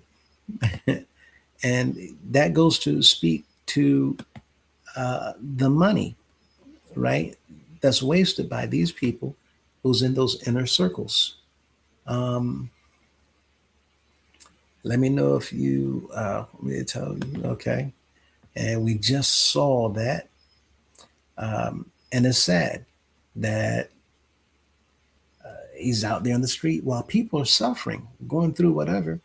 This man is marching in some 12, 14, $1,500 shoes. I think even the way that he was walking, right? That was to make sure people Gallivanting. bottom of the shoes. Bottoms up. Yeah. Yep. So you can see Picking it, his feet up. you know, accentuating Yeah. intentionally.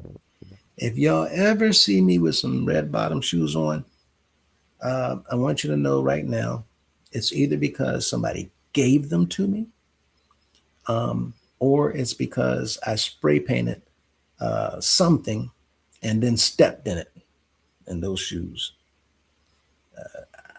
I'm not, no, that is just such waste, in my opinion, just because, anyway, in my opinion, that's flaunting. And all these people giving all this money, oh, not much longer. Golden Boy, a whole lot of love going on. A lot of love and trust between Murray and, oh boy. Well, you're talking about the governor, I think. And remember, though, the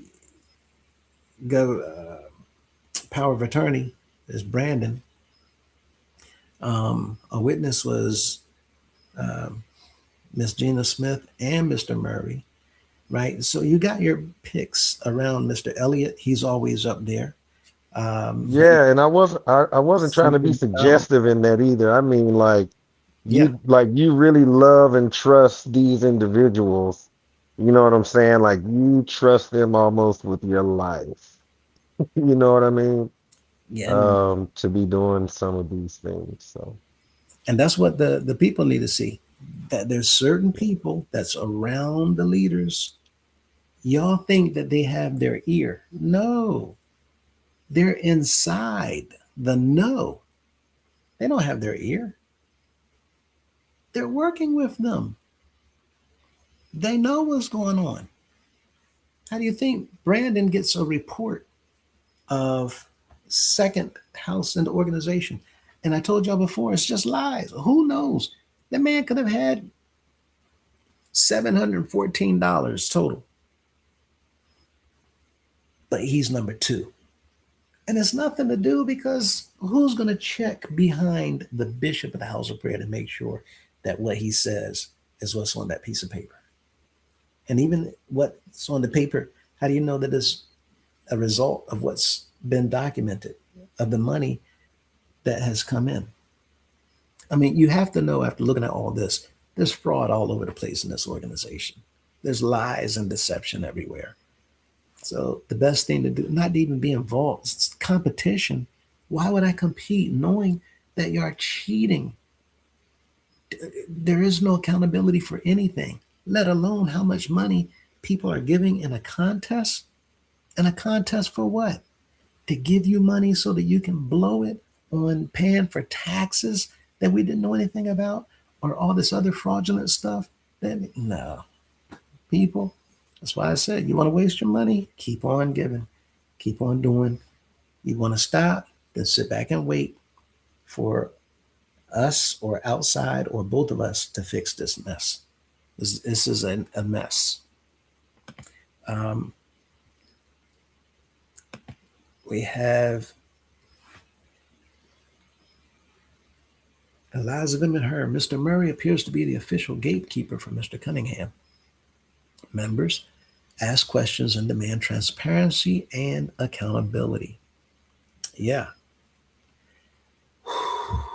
Yeah. Who knew? Right? It's a lot. It's a lot to take in. Who knew? Harold, yeah, this hurts my heart. Yeah, but be grateful that now we know, right? Now we know. Um, and now we can prepare to do things about this. Because we didn't know before. What if we didn't know?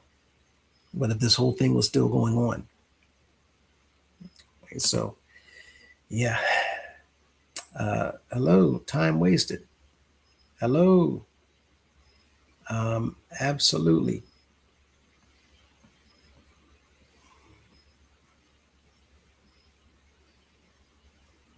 Okay, 1 second.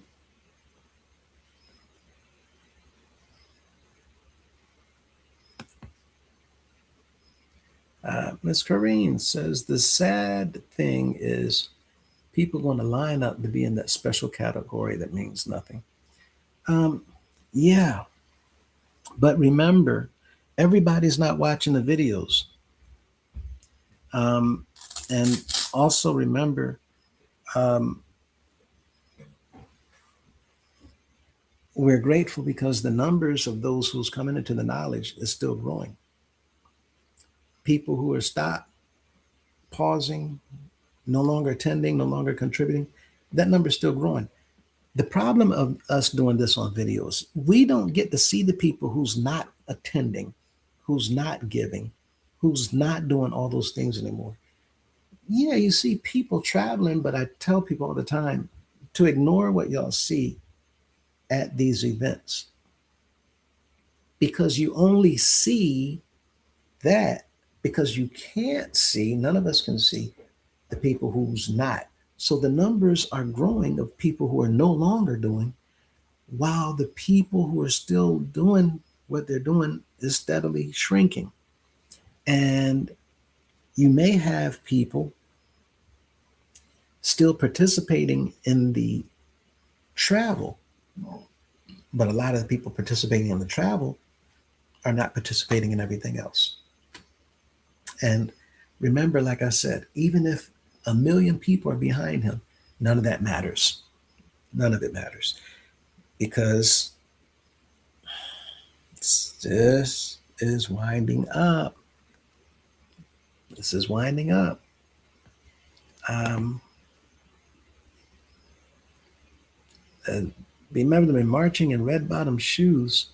Wake up, people. It saddens my heart. Yeah, y'all don't be sad. Don't be, we don't want y'all to be sad. We want you to see what's going on, take it in, and be thankful that it is no longer you, I, people are being turned away from that. It's not just in the house of prayer. Other places around the world, people being turned away from these false doctrines. Right? So we're thankful for the few each day that's turning and turning around. So you're not going to catch everybody overnight, but there's many people that's no longer doing what they used to do. And we're grateful for that. Uh, they feel it in their spiritualizations. Well, something is a brewing. Yeah. A lot of people, in fact, I cannot begin to tell y'all how many times I hear people say, you know what, this right here, I can't take no more. I can't. I can't. And people are angry because they've been given. They're angry that they've been on the floor. They're angry that they've been paying tithes. They're angry that they've been given love gift. They're angry when they see all this stuff that they've been treated like a fool. They've been deceived and manipulated into believing these things. But you cannot deny the evidence, right? His word is my wisdom. Says hello, good evening, good evening. Um, 1 million in just property tax delinquency? No, no. 1 million is just the surface. That's just the surface. One property had nearly a million. Just one property has almost $900,000 in taxes. That's just for 6 months with a $67,000 penalty. Almost 800,000 per year for that one property. 6 and M Street is 200, almost $80,000 a year. That's over a million. And we have more properties, 100,000 here, 300 there, too. We just scratching the surface. I'm wondering if we were to pick through all these properties, just how many millions of dollars of taxes are we paying on a yearly basis? People, I'm telling you, it's time to wake up. There are 3 things I don't mess with: the I, the aura,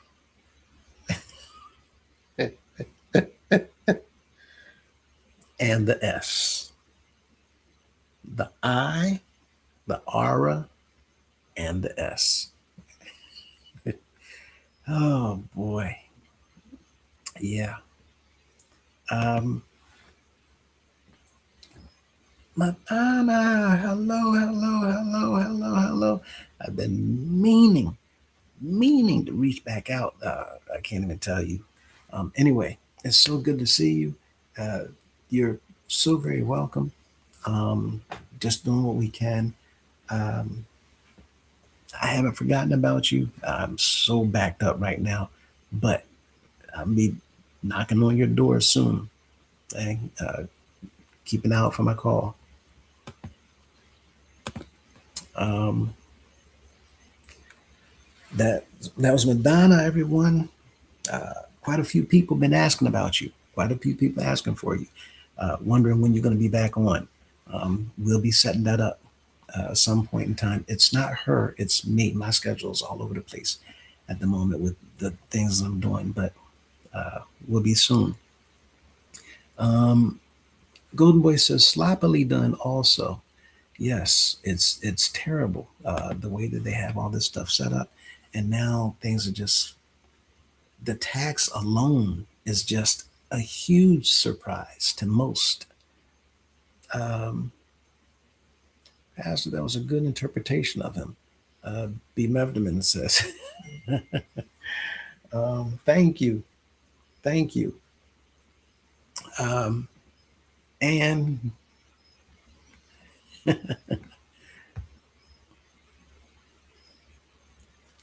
what a scam. Madonna says, um, what a scam. Like Noah, Joseph has been and is still warning us about this flood. Madison deceased. People, members, wake up. Crooked, deceptive, and manipulative liars. A show for years. Um, yeah, all this time. And who knew, right? Even me, lost, confused. We sung that song, Um, like a ship without a sail. I'm not going to sing that. Um, out there floating around and can't do anything without him, right? All these years, that's what we're singing. No, can't do anything without our Heavenly Father. Not these fake, fraudulent, manipulative, deceiving people around the planet, not just in here. There's so many others who say they're the only one, they're the only way. Anywho, um, Donna says also, um, this is why the leaders have never did an annual financial report for the members. I am so thankful that the fraud is being exposed. This is way bigger than we could have imagined. Yes, it is. Yes, it is. Again, this is nothing compared to all of the fraud. This is nothing. People, when I tell you about the documents, the documents, the documents, oh my gosh. In fact, there's way more than I'm looking at the numbers now. Um, this is over, whew, this is over 3,800 pages so far. So far.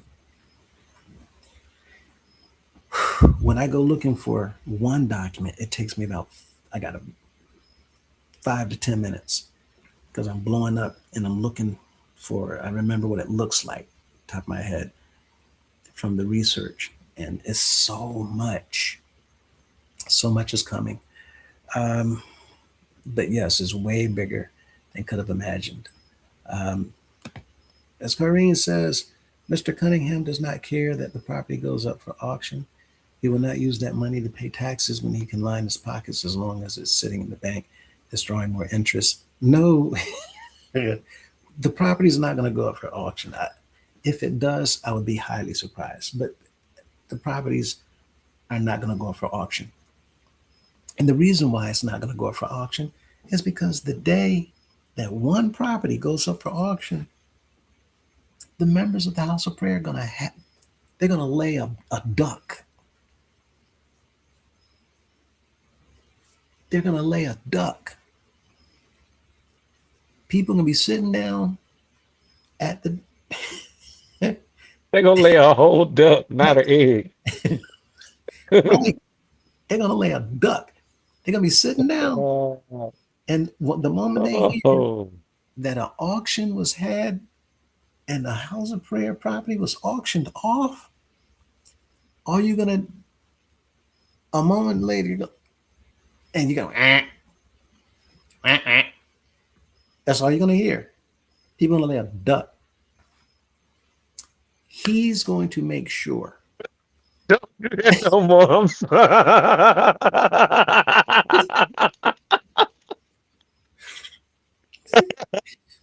Oh my goodness. He's going he's going to make sure Oh Lord. that that never happens. If he doesn't, Miss Madison will do everything they can to make sure. In fact, if it goes to auction, they're going to make sure that somebody goes and get it off the auction block, Mhm, just so that the news does not spread that the House of Prayer lost the property to auction. mhm. Right. Right. And so, again, I'm just sharing things so that you all understand what it looks like. Mhm. But if anybody should say, if I'm not worried, don't y'all worry. It shouldn't be Mr. Cunningham saying that. I'm saying, y'all don't see me worrying. Don't even worry. Don't worry. Mhm. It's all good. Be excited because he knows what he's doing. um, Harold says she is the house of prayer. Oh wow, talking about Miss Madison. I'm sure. um, Madonna says greed, greed. Yeah, I think that came from hearing that Miss Madison's taxes are being paid through Portal Drive. I think, but that's the way the cookie crumbles, especially when you've been getting away with all this stuff for so long. B. Meverman says, yep, that sounds about right. Unfortunately, some members that have gone the last mile of the way are no longer here to talk about it. Thank you for sharing that, Golden Boy. Right? Um, absolutely. Thank you, B. Meverman. Time wasted says, hello, everyone. Hello, everyone. Uh, Golden Boy says, I bet. Oh, you said fraud, but you said fraud. Um, I am the PRO. Says great presentation. Thank you, thank you. Um, yeah, we're working on it. Uh, saved by true grace.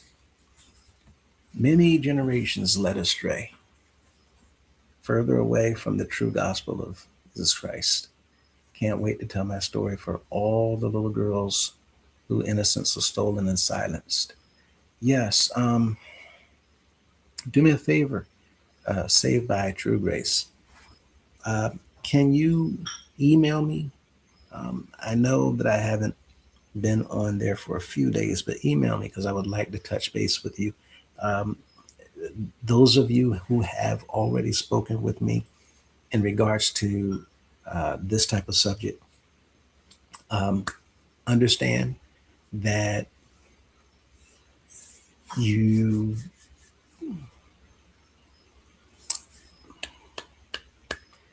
understand that um, as we progress, um, this is going to be a little bit more cumbersome because we don't have the numbers that we would like to have as far as assistance and help. But as soon as I can, I might have to just take a day, a whole day, to just do nothing but commit to uh, reaching out to everyone. Um, but that'll be soon enough. And I can't, I apologize that I can't share with everyone right now, but just, I'm telling you all. Um, so, with that in mind, many generations led astray further away from the truth. Uh, Please, by all means, email me um, so that we can correspond and I can kind of share some things with you to assist you in assisting others. And so, also, there was someone that I had spoken with um, a while back, and apparently I was hectic that day while we were on the phone. You may remember, out and about, and I was in and out and in and out while talking. Um, but when I got off the line with you, we spoke for maybe 2 to 3 hours while I was running errands. Um, when I got off the line with you, I simply forgot because I was dealing with bags to save your number.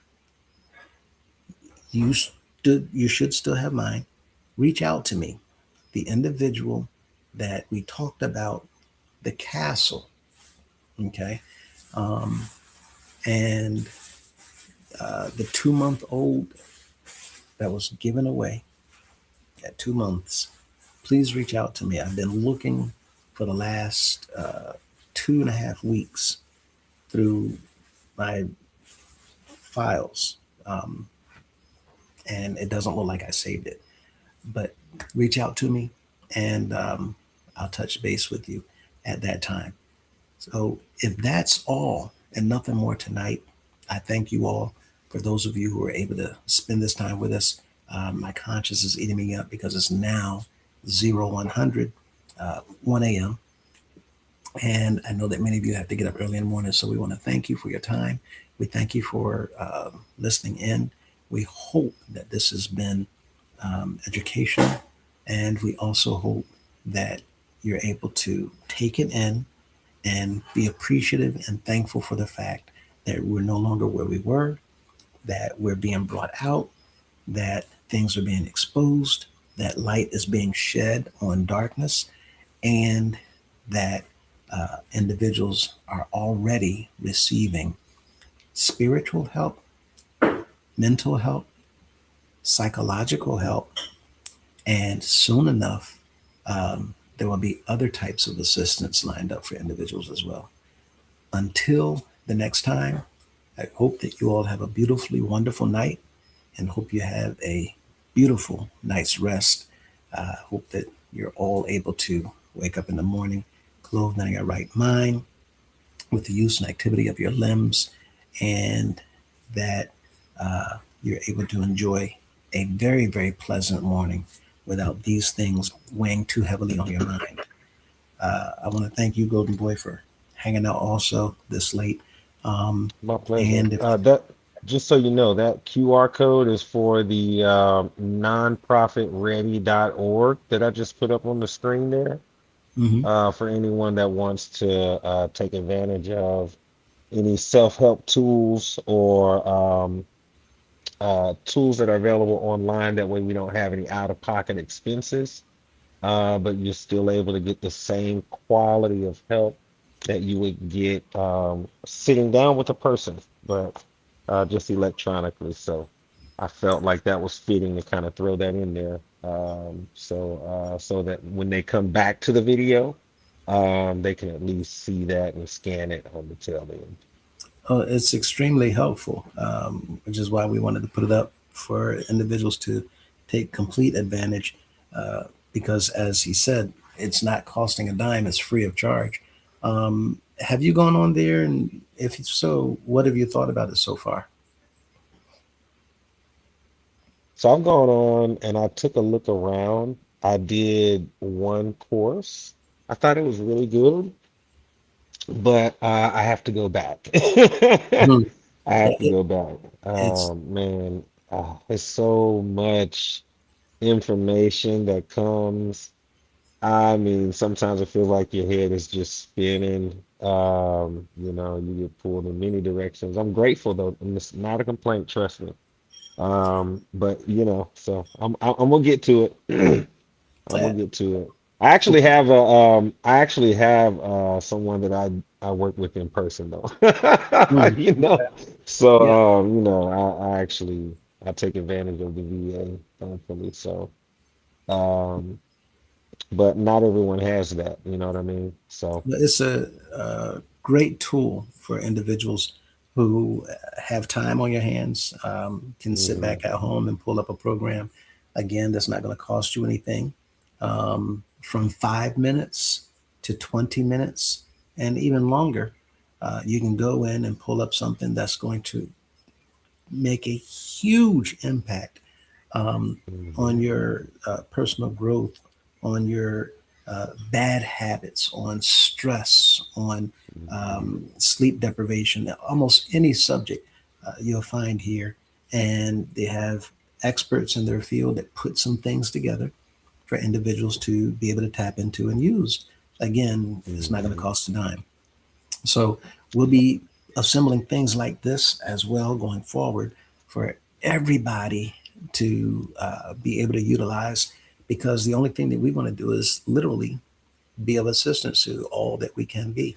And that's what we're supposed to be doing anyway as a charitable nonprofit. We're not supposed to be sucking people dry and deceiving and manipulating people so that we can have a luxurious lifestyle.